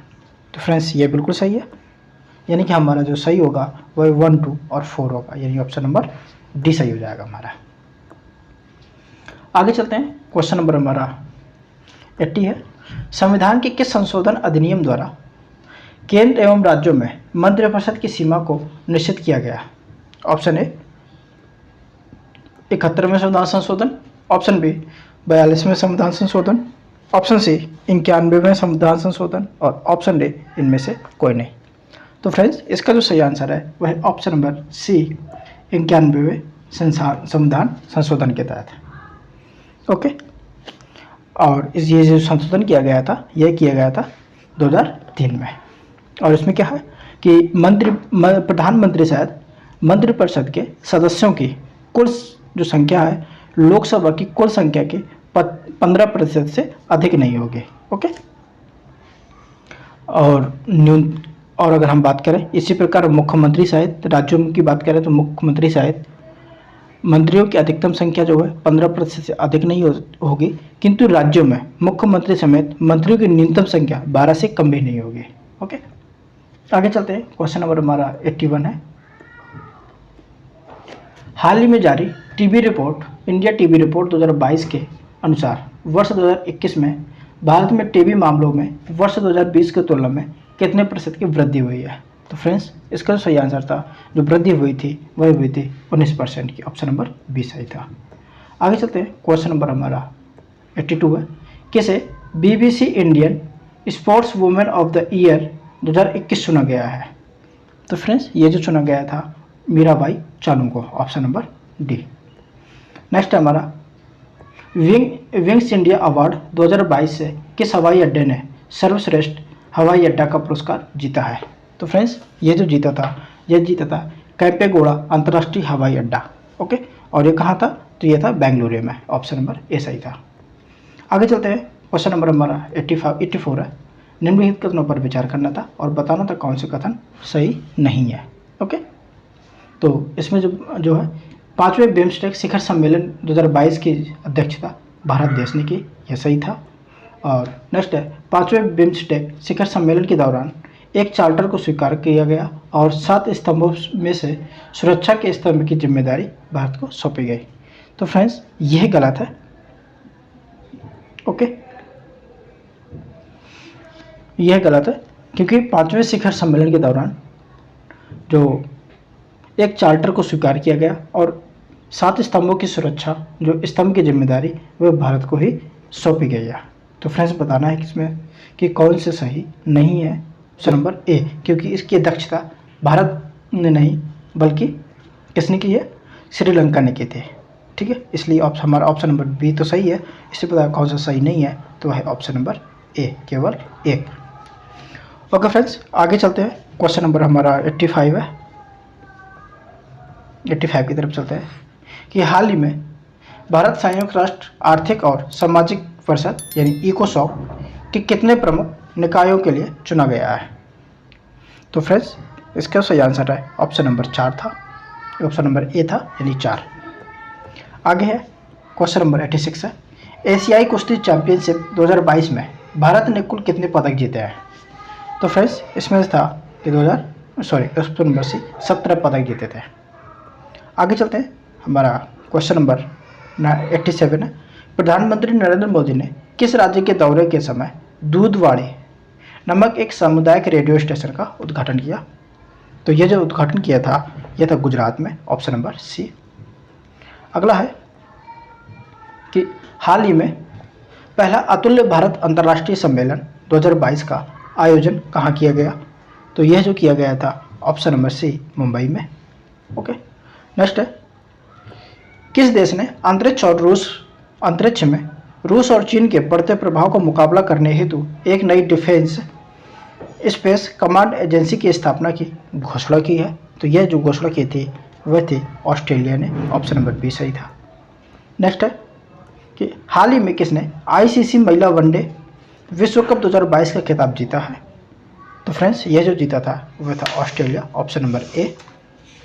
ओके, आगे चलते हैं। क्वेश्चन नंबर हमारा 91 है कि भारत और किस देश के बीच एक आर्थिक सहयोग और व्यापार समझौते पर हस्ताक्षर किए गए हैं? तो यह जो किए गए थे भारत और ऑस्ट्रेलिया के मध्य में, ऑप्शन नंबर सी सही था। नेक्स्ट है, हाल ही में भारत और किर्गिस्तान के बीच संयुक्त विशेष बल अभ्यास का 9वां संस्करण कहाँ समाप्त हुआ है? तो यह जो समाप्त हुआ था बकलोह, हिमाचल प्रदेश में, ऑप्शन नंबर ए सही था। नेक्स्ट, किसे वर्ष 2021 के लिए 33वां सरस्वती सम्मान से सम्मानित किए जाने की घोषणा की गई है? तो फ्रेंड्स, इसको जो की गई थी वो तो प्रोफेसर राम दरस Mishra ji, option number B था। ओके, आगे चलते हैं। क्वेश्चन नंबर हमारा 94 है कि इसमें बताना निम्नलिखित कथनों पर विचार कीजिए और बताना कौन सा कथन सही नहीं है। ओके, तो चलिए देखते हैं। कथन एक है, नीलम शर्मा को चमेली देवी जन पुरस्कार 2021 दिया गया है। तो फ्रेंड्स, ये जो था यह सही है, यानी कि 2021 का जो चमेली देवी जन जो पुरस्कार है यह आरिफा जौहरी को दिया गया था, न कि नीलम शर्मा को। इसलिए हमारे ऑप्शन नंबर ये तो गलत हो जाएगा। क्यों? क्योंकि इसको दिया गया था आरिफा जौहरी को। ओके, और इस पुरस्कार की स्थापना जो है 1999 में हुई थी। तो फ्रेंड्स, यह गलत है क्योंकि चमेली देवी जन पुरस्कार की जो स्थापना है वह 1980 में हुई थी, तो यह गलत हो गया। इस पुरस्कार की घोषणा मीडिया फाउंडेशन ने की थी। तो फ्रेंड्स, इसका यह सही हो जाएगा ऑप्शन, यानी तीसरा स्टेटमेंट सही है। तो बताना था कौन सा सही नहीं है, तो यह हो जाएगा ऑप्शन नंबर हमारा बी, 1 और 2। आगे चलते हैं। 95 है, हाल ही में केतांजी ब्राउन जैक्सन किस देश के सुप्रीम कोर्ट की पहली अश्वेत महिला न्यायाधीश बनी है? तो फ्रेंड्स, यह तो सही है। उसका सही आंसर है जो बनी थी वह थी अमेरिका की, ऑप्शन नंबर सी। आगे चलते हैं। नेक्स्ट है हमारा कि डीआरडीओ के संदर्भ में निम्नलिखित कथनों पर विचार करना है। ओके, तो चलिए देखते हैं, और ये भी बताना है कि इसमें से कौन सा सही नहीं है। ओके, तो चलिए देखते हैं और बताते हैं कि कौन सा सही नहीं है। ओके, क्वेश्चन नंबर 96, डीआरडीओ ने ओडिशा तट से दूर चांदीपुर में एकीकृत परीक्षण रेंज में एक मिसाइल प्रणाली solid fuel ducted ramjet booster का सफल परीक्षण किया। तो ये बिल्कुल सही है। और नेक्स्ट है कि solid fuel Duckett ramjet Bharat और रूस द्वारा संयुक्त रूप से विकसित एक मिसाइल प्रणोदन तकनीक है। तो ये भी हमारा सही है, यानी कि जो इसमें सही नहीं है वह हो जाएगा ऑप्शन नंबर डी, ना तो 1 ना तो 2। आगे चलते हैं। नेक्स्ट है हमारा 97, हाल ही में अंतर्राष्ट्रीय महिला अंतरिक्ष स्टेशन यानी ISS के लिए पहली निजी अंतरिक्ष यात्री मिशन का नाम क्या है? तो फ्रेंड्स इसका जो नाम है वह है axiom mission first, option number D. Okay, आगे चलते हैं। क्वेश्चन नंबर हमारा 98 है कि हाल ही में किस राज्य में चिरथई उत्सव हुआ है। जो चिथिरई जो उत्सव हुआ है ये कहाँ हुआ था? यह हुआ था तमिलनाडु में, ऑप्शन नंबर बी। और तमिलनाडु में कहाँ पर? मदुरै में स्थित मीनाक्षी मंदिर में हुआ था। ओके, आगे चलते हैं। क्वेश्चन नंबर 99 है, एशियाई विकास बैंक एडीबी ने किस राज्य में विकास परियोजनाओं का समर्थन करने के लिए भारत के साथ 2 मिलियन अमेरिकी डॉलर के ऋण समझौते पर हस्ताक्षर किए हैं? तो यह था ऑप्शन नंबर डी, नागालैंड ने। ओके, आगे चलते हैं। क्वेश्चन नंबर 100 है कि हाल ही में विश्व बैंक द्वारा जारी रिपोर्ट के अनुसार वर्ष 2011 से 19 के दौरान भारत में अत्यधिक गरीबी में कितने प्रतिशत की गिरावट आई है? तो फ्रेंड्स ये जो आई थी 12.3%, यानी ऑप्शन नंबर डी। आगे चलते हैं। क्वेश्चन नंबर हमारा 101 है, हाल ही में युवाओं को प्रशिक्षण देने के लिए भारत का पहला अंतर्राष्ट्रीय कौशल केंद्र कहाँ स्थापित किया जाएगा? तो फ्रेंड्स ये जो स्थापित किया जाएगा भुवनेश्वर, उड़ीसा में स्थापित किया जाएगा। ओके, ऑप्शन नंबर डी सही हो जाएगा। अगला है क्वेश्चन नंबर हमारा 102 है कि 102 पर विचार करना है। निम्नलिखित कथनों पर विचार कीजिए और इसमें बताइए कौन सा कथन सही है। ओके, तो चलिए देखते हैं कि कौन सा कथन सही है। तो हाल ही में एशिया के सबसे बड़े अंतर्राष्ट्रीय खाद्य एवं अतिथि मेला आहार 2022 का आयोजन दिल्ली में किया गया है। तो फ्रेंड्स यह गलत है, क्योंकि जयपुर में किया गया है। तो फ्रेंड्स ये गलत है, क्योंकि इसका जो आयोजन है वह नई दिल्ली में किया गया था। और नेक्स्ट है कि इस मेले का आयोजन कृषि एवं प्रसंस्कृत खाद्य उत्पाद निर्यात विकास प्राधिकरण और भारत व्यापार संवर्धन संगठन द्वारा संयुक्त रूप से किया गया। तो यह सही था। तो इसमें बताना था कि कौन सा सही है, तो वह हो जाएगा ऑप्शन नंबर बी। ओके, अगला है क्वेश्चन नंबर हमारा 103 है। तो देखते हैं, चलिए 103 में क्या था कि हाल ही में किस देश के राष्ट्रपति को लोकतंत्र की रक्षा के लिए John F Kennedy profile in coverage पुरस्कार 2022 से सम्मानित किया जाएगा? तो फ्रेंड्स वह है यूक्रेन के प्रधानमंत्री राष्ट्रपति को। ओके, आगे चलते हैं। क्वेश्चन नंबर हमारा 104 है कि हाल ही में किस देश ने दुनिया के पहले anti missile laser system iron beam का सफलतापूर्वक परीक्षण किया है? तो ये जो परीक्षण किया है वह था ऑप्शन नंबर बी, इजराइल ने। ओके, आगे चलते हैं। क्वेश्चन नंबर 105 है हमारा कि हाल ही में विजडन ने किन दो भारतीय को वर्ष 2022 के लिए क्रिकेटर ऑफ द ईयर चुना है? तो ये चुना था किसको? रोहित शर्मा और जसप्रीत बुमराह को, यानी ऑप्शन नंबर डी सही था। आगे चलते हैं। क्वेश्चन नंबर हमारा 106 है, निम्नलिखित कथन पर विचार कीजिए और बताइए कि कौन सा कथन असत्य है। ओके, जो जौनसारी कथन एक है, जौनसारी, पतरी, सहरिया और तथा गोंड जो जनजाति है उत्तर प्रदेश में निवास करती है। तो फ्रेंड्स ये जो है ये हमारा जो सही है, ये उत्तर प्रदेश में निवास करती है। नेक्स्ट है थारू, टोडा, महाली तथा थाडो जनजातियाँ हिमाचल प्रदेश तथा हिमालय की तराई में प्रदेश में निवास करती हैं। तो फ्रेंड्स ये गलत है, क्योंकि जो थारू जनजाति है ना, यह उत्तर प्रदेश की सीमावर्ती तथा उत्तराखंड के उधम सिंह नगर में निवास करती है। ओके, और अगर हम बात करें थाडो मणिपुर और टोडा तमिलनाडु में तथा महाली उड़ीसा में बहुतायत में पाई जाती है। तो यानी हमारा जो असत्य होगा वह होगा ऑप्शन नंबर बी, केवल 2। नेक्स्ट है हमारा उत्तर प्रदेश का वह जिला जो राष्ट्रीय राजधानी एनसीआर में सम्मिलित नहीं है। तो गौतम बुद्ध नगर, बुलंदशहर, मथुरा और ग्रेटर नोएडा।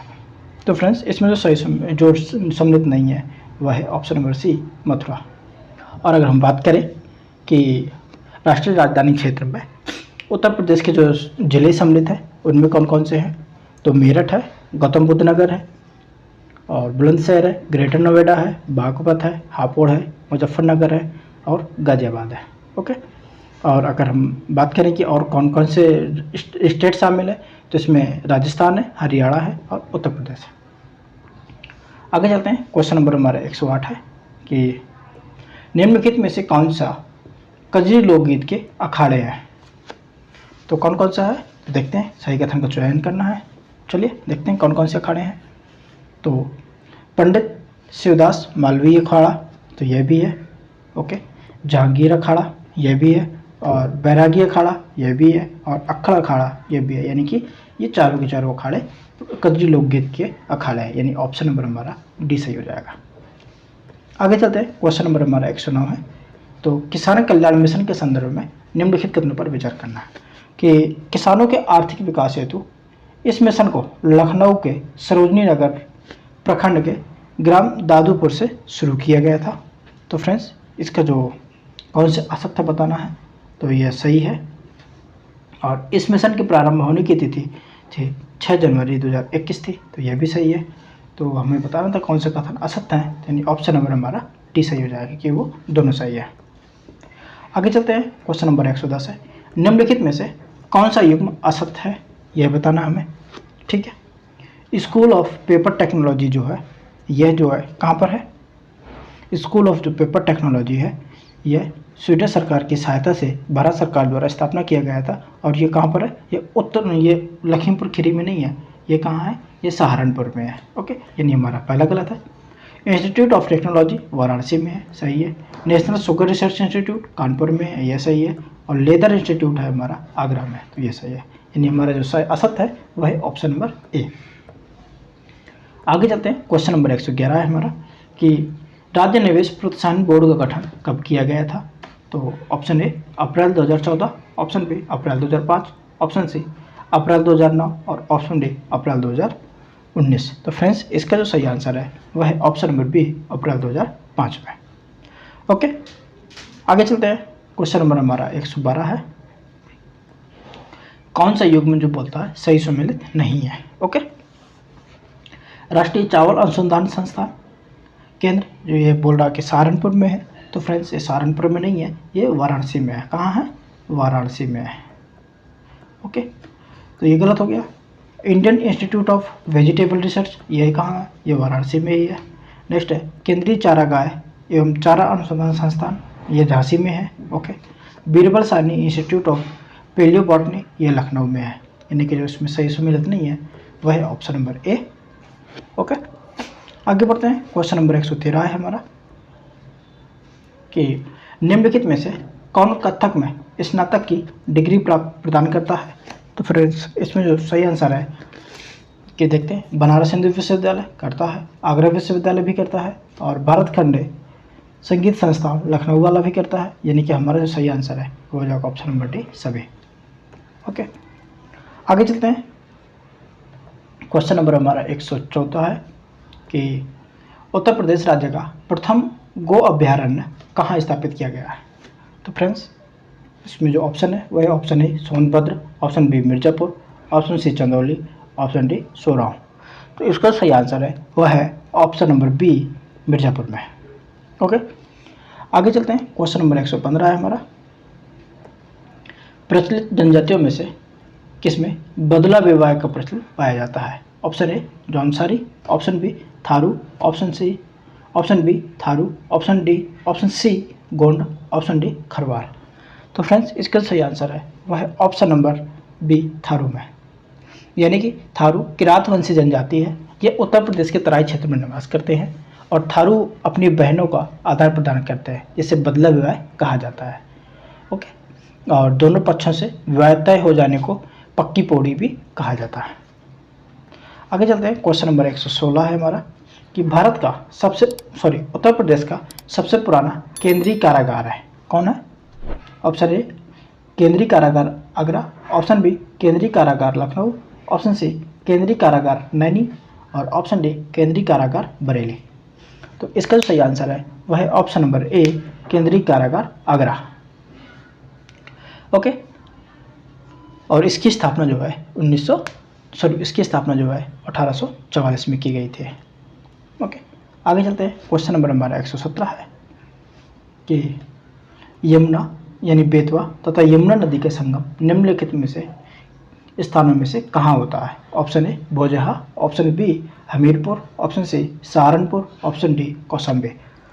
तो फ्रेंड्स, इसका सही आंसर है वह ऑप्शन नंबर बी हमीरपुर में। ओके, आगे चलते हैं।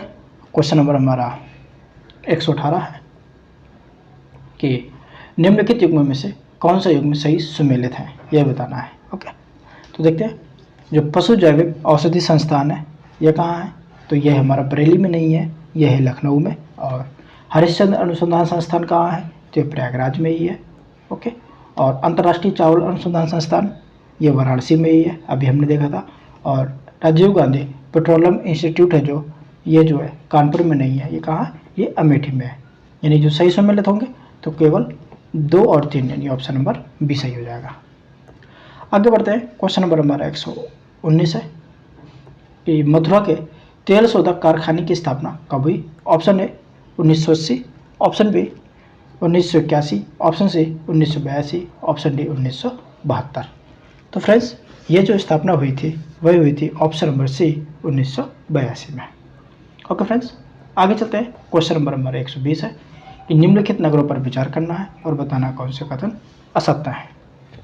ठीक है, उत्तर प्रदेश में नगरीय स्वायत्त शासन 1916 में स्थापित हुआ, तो यह सही है। नेक्स्ट है, उत्तर प्रदेश स्थानीय स्वशासन विधि संशोधन अधिनियम 1994 में के तहत प्रदेश में 2 प्रकार के नगर निगम निकाय गठित किए गए। तो फ्रेंड्स ये गलत है, क्योंकि 2 प्रकार के नहीं बल्कि 3 प्रकार के गठित किए गए थे। ओके, तो यानी हमारा जो असत्य हो जाएगा वह केवल 2 असत्य है, यानी ऑप्शन नंबर बी। आगे बढ़ते हैं। क्वेश्चन नंबर हमारा 121 है कि सूची 1 को सूची 2 से सम्मिलित करना है। ठीक है, एक तरफ जिला है, दूसरी तरफ मुख्यालय है। तो देखते हैं, जालौन जिला का मुख्यालय जो है वह कहाँ है, वह उरई में है। और कुशीनगर का जो मुख्यालय है वह पटरौना में है। और कानपुर देहात का जो मुख्यालय है वह कहाँ है, अकबरपुर माती में है। और अंबेडकर नगर का जो जिला है वह अकबरपुर में है। यानी कि जो हमारा बनेगा कि ए का 4 बी का 3 सिर्फ बी में ही है, तो हमारा जो सही आंसर बन जाएगा ऑप्शन नंबर बी। आगे चलते हैं। क्वेश्चन नंबर 122 है हमारा कि उत्तर प्रदेश सरकार द्वारा प्रारंभ वसारत योजना का संबंध किससे है। तो फ्रेंड्स ऑप्शन ए गांव में उपजे भूमि विवाद के निस्तारण से, ऑप्शन बी प्रदेश के अल्पसंख्यक समुदाय को रोजगार प्रशिक्षण उपलब्ध कराने से, ऑप्शन सी उत्तर प्रदेश के मध्यम एवं निम्न कोटि के कस्बों में बुनियादी ढांचा सुदृढ़ करने से, ऑप्शन डी केंद्रीय क्षेत्र में बकाया लगान की वसूली करने से। तो फ्रेंड्स जो वसारत योजना का संबंध है वह गांव में उपजे भूमि विवाद के निस्तारण से संबंधित है। ओके, आगे चलते हैं। क्वेश्चन नंबर हमारा 123 है कि बताना है निम्नलिखित में से कौन सा युग्म सुमेलित है। ठीक है, तो ऑप्शन ए में है मोतीलाल नेहरू राष्ट्रीय प्रौद्योगिकी संस्थान जो है ये कहाँ है, तो लखनऊ में नहीं है, ये प्रयागराज में है। Okay, Indian grain storage institute जो है ये कानपुर में दिया है, तो फ्रेंड्स ये कानपुर में नहीं है, ये कहाँ है, ये हापुड़ में है। नेक्स्ट है नेशनल पैराशूट ट्रेनिंग इंस्टीट्यूट जो है ये रायबरेली दिया है, जबकि यह इंस्टीट्यूट रायबरेली में नहीं है, ये कहाँ है, ये आगरा में है। और ऑप्शन डी है इंडियन पल्सेस रिसर्च इंस्टीट्यूट जो है ये कल्याणपुर में है। ओके, कल्याणपुर मतलब कानपुर में है, ऑप्शन नंबर डी सही हो जाएगा। आगे चलते हैं। क्वेश्चन नंबर हमारा 124 है, तो बताना इसमें कि कौन से कथन असत्य है पहली बात तो, और इसमें बताना ब्रिटिश शासनकाल में उत्तर प्रदेश में हुए क्रांतिकारी घटनाओं का निम्नलिखित क्रम पर विचार करना। ओके, कथनों पर विचार करना। ठीक है, तो इसमें बताना कौन से कथन असत्य है। वर्ष 1925 में कानपुर में हिंदुस्तान सोशलिस्ट रिपब्लिक एसोसिएशन का गठन हुआ था, एसोसिएशन का। तो फ्रेंड्स ये गलत है, क्योंकि वर्ष 1925 में नहीं बल्कि वर्ष 1924 में गठन हुआ था। अगला है हिंदुस्तान सोशलिस्ट रिपब्लिक एसोसिएशन के सदस्यों द्वारा 9 अगस्त 1925 को काकोरी ट्रेन में सरकारी खजाने को लूटा था। तो फ्रेंड्स यह गलत है, क्योंकि यह 1925 में नहीं किया गया था, बल्कि यह जो है 9 अगस्त 1925 को HRA हिंदुस्तान के सदस्यों ने अंजाम दिया था।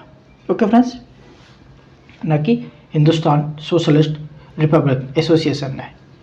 ओके, तो इसलिए हमारा ये वाला ऑप्शन भी गलत हो जाएगा। ऑप्शन नंबर हमारा कौन सा सही होगा, यानी कि हमारा 1 और 2 दोनों गलत है, ऑप्शन नंबर सी सही हो जाएगा। ओके, आगे चलते हैं। नेक्स्ट है हमारा क्वेश्चन नंबर 125 है कि उत्तर प्रदेश तथा उत्तराखंड का विभाजन कब हुआ? ऑप्शन ए 6 नवंबर 2000 को, ऑप्शन बी 9 नवंबर 2000, ऑप्शन सी 12 नवंबर 2000, ऑप्शन डी 9 अक्टूबर 2000। इसका जो सही आंसर है वह है ऑप्शन नंबर बी 9 नवंबर 2000 को। ओके, आगे चलते हैं। क्वेश्चन नंबर हमारा 126 है कि बताना है इसमें ए बी से 5 वर्ष छोटा है, ओके, बी सी से 3 गुना बड़ा है, और यदि सी 4 वर्ष पूर्व 10 वर्ष का था तो ए की आयु 6 वर्ष बाद क्या होगी? ओके, तो हम बताएंगे कि हम पहले सबसे पहले सी को देखेंगे। तो सी 4 वर्ष पूर्व 10 साल का था, यानी वर्तमान में कितने का होगा? ये होगा 14 साल का। ओके, और जो नेक्स्ट हमारा बी को देखेंगे तो बी सी से 3 गुना बड़ा है, तो बी की आयु कितनी हो जाएगी? ये 3 गुना बड़ा है तो इससे 3 गुना कर देंगे, हम इसमें 3 के मल्टीप्लाई करवा देंगे तो 14 ये 42 हो जाएगी। ओके, और जो बी हमारा 42 साल का हो गया। और अगर हम ए और बी के बीच संबंध के देखेंगे तो ए जो है बी से 5 वर्ष छोटा है, यानी कि जो ए की आयु होगी 42 से 5 वर्ष कम होगी, यानी 37 है। और जो बोलता है कि ए की वर्तमान ए की आयु 6 वर्ष बाद क्या होगी, तो इसमें 6 हम ऐड कर देंगे। ओके, जब हम 6 इसमें ऐड कर देंगे तो हमारा आ जाएगा कितना कि ऑप्शन नंबर हमारा जो सही हो जाएगा आ जाएगा हमारा 43, यानी ऑप्शन नंबर सी सही हो जाएगा। ओके, आगे चलते हैं। क्वेश्चन नंबर हमारा 127 है कि यदि 100 छात्रों में से 40 छात्र अंग्रेजी में अनुत्तीर्ण हुए, ठीक है, इंग्लिश में हमारे कितने अनुत्तीर्ण हो गए?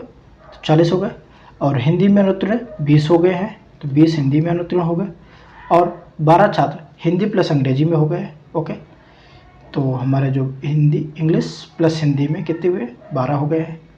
तो बताना है कि दोनों विषयों में से उत्तीर्ण छात्रों की संख्या कितनी होगी? तो फ्रेंड्स इसको और इसको जोड़ देंगे और इसमें माइनस कर देंगे, तो हमारा जो आ जाएगा वह कितना आएगा कि 60 और 40 20 60 में 12 घटा देंगे तो हमारा 48 आ जाएगा, यानी 48 टोटल 48 जो छात्र हैं वह अनुत्तीर्ण हो गए हैं। और जबकि जो बचे शेष हैं 100 में से बचे, यानी कि हमारे जो 52 छात्र होंगे वह पास हो जाएगा, गए होंगे, ऑप्शन नंबर बी आ जाएगा। आगे चलते हैं। क्वेश्चन नंबर हमारा 128 है कि किसी घन के पृष्ठ का क्षेत्रफल 216 वर्ग मीटर है तो उसका आयतन क्या है? तो फ्रेंड्स इसका जो फॉर्मूला होता है क्षेत्रफल का वह होता है 6a²। ओके, तो 6a² है तो हम इसको रखेंगे कि 6a² बराबर 216 होता है, तो a² बराबर क्या हो जाएगा? 216/6 हो जाएगा। ठीक है, जब हम इसको सॉल्व करेंगे तो हमारा a का मान हमारा 6 आ जाएगा। कितना आएगा? a का मान 6 आ जाएगा। ओके, तो फिर उसके बाद आयतन बताना है, तो आयतन का फार्मूला होता है a³, तो 6 का हम क्यूब कर देंगे, यानी कि हमारा 6 का क्यूब होगा, तो 6 का जो क्यूब आएगा वह आएगा 216 है। Okay, option number C. आगे चलते हैं। क्वेश्चन नंबर हमारा 129 है, यदि सिस्टर का कोड ये हो तथा ARC का कोड ये हो तो अरेस्टर का कोड क्या होगा? तो हम देखेंगे कि सिस्टर में S का 2 है, दोनों जगह S का 2 है, I का 1 है, और T का 3 है, E का 4 है, R का 5 है, और यहाँ पर भी A का 6 है, R का 5 है, C का 8 है। तो हमारा A का जो बनेगा वह 6 आ जाएगा। ओके, और R का 5 होगा, R का 5 आ जाएगा दोबारा।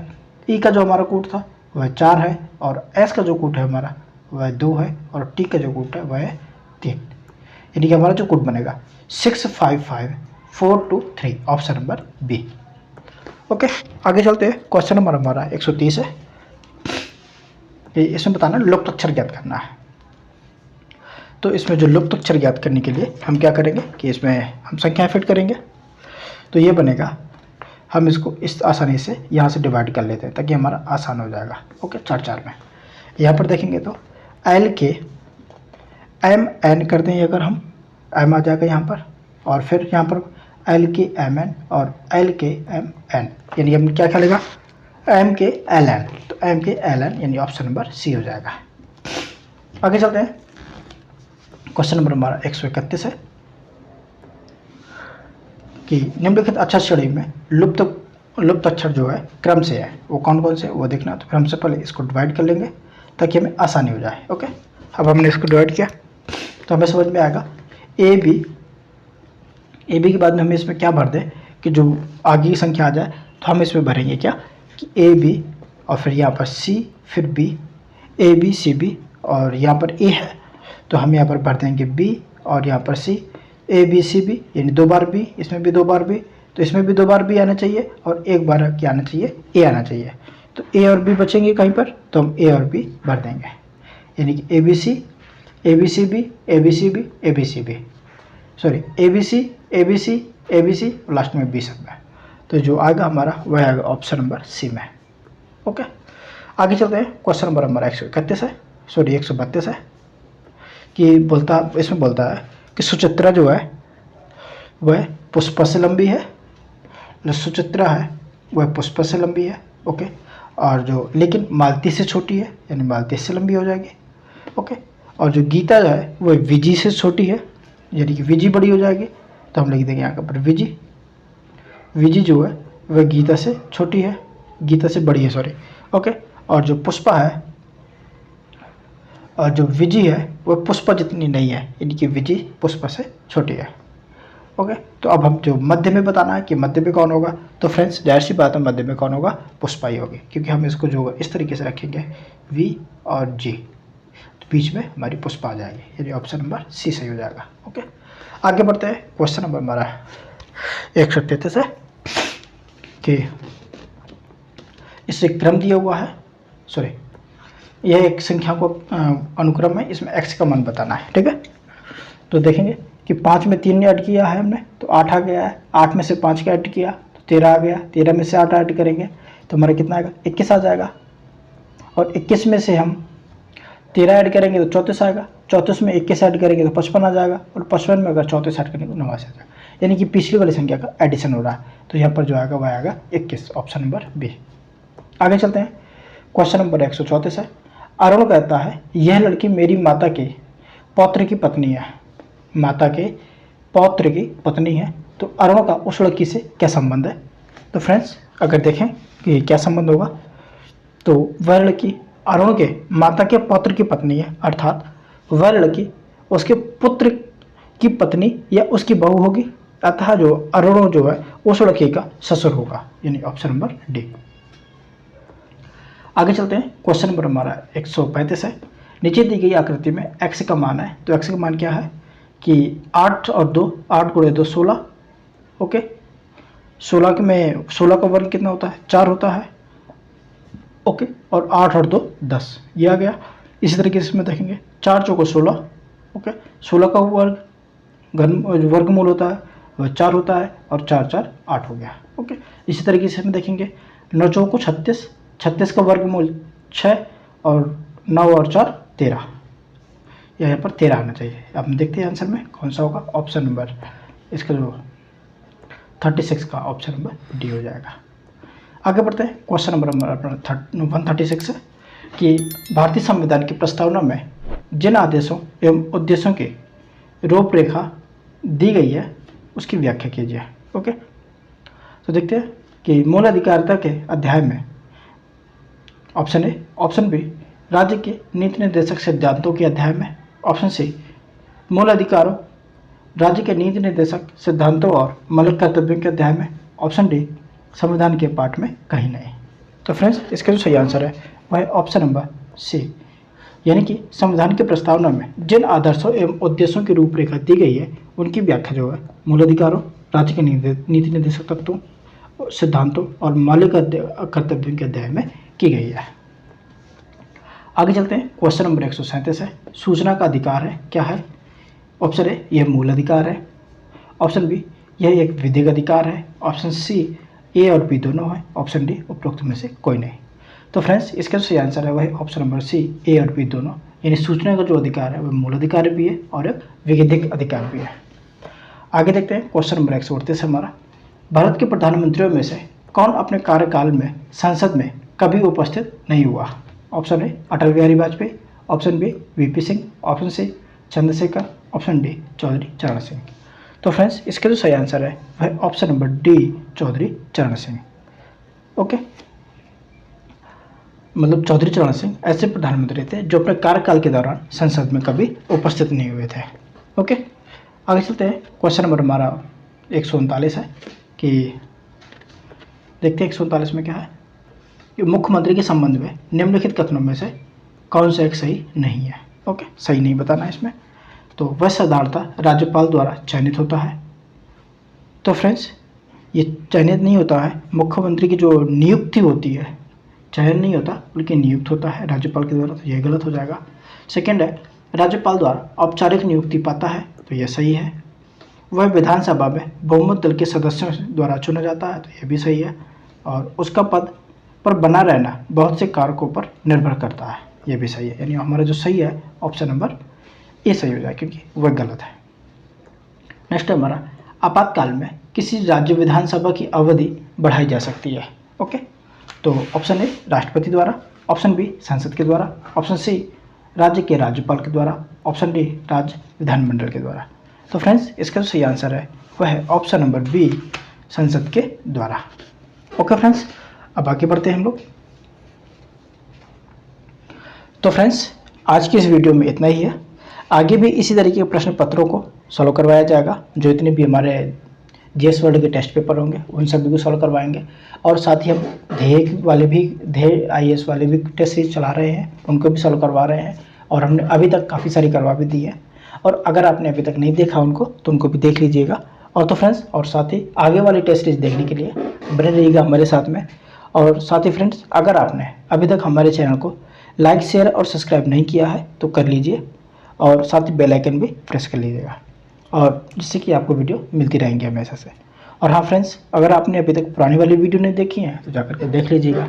साथ ही फ्रेंड्स, ये काम और भी करना है आप लोगों को कि आप लोग इसका रिवाइज भी करते रहें, साथ ही इस सीरीज को ज़्यादा से ज़्यादा लोगों तक पहुँचाने में हमारी मदद करें, ताकि उन लोगों को भी कुछ भरोसा हो जाए और उन लोगों को भी कुछ मिल जाए। साथ ही हमारा भी मोटिवेशन बना रहे कि लोग आ रहे हैं, लोग देख रहे हैं, और लोगों को इससे कुछ लाभ भी प्राप्त हो रहा है। ओके फ्रेंड्स, इसलिए आप हमारी मदद ज़रूर करें। तो बाकी वही है फ्रेंड्स, हंसते रहिए, मुस्कुराते रहिए, पढ़ते रहिए, लिखते रहिए, और अपना ध्यान अपने लक्ष्य पर बनाए रखिए। और हमेशा ध्यान रखिए, जब तक फोड़ेंगे नहीं तब तक छोड़ेंगे नहीं। आज की कथा यहीं तक, आगे हम मिलते हैं अगले वीडियो में। जब तक के लिए जय हिंद, जय भारत।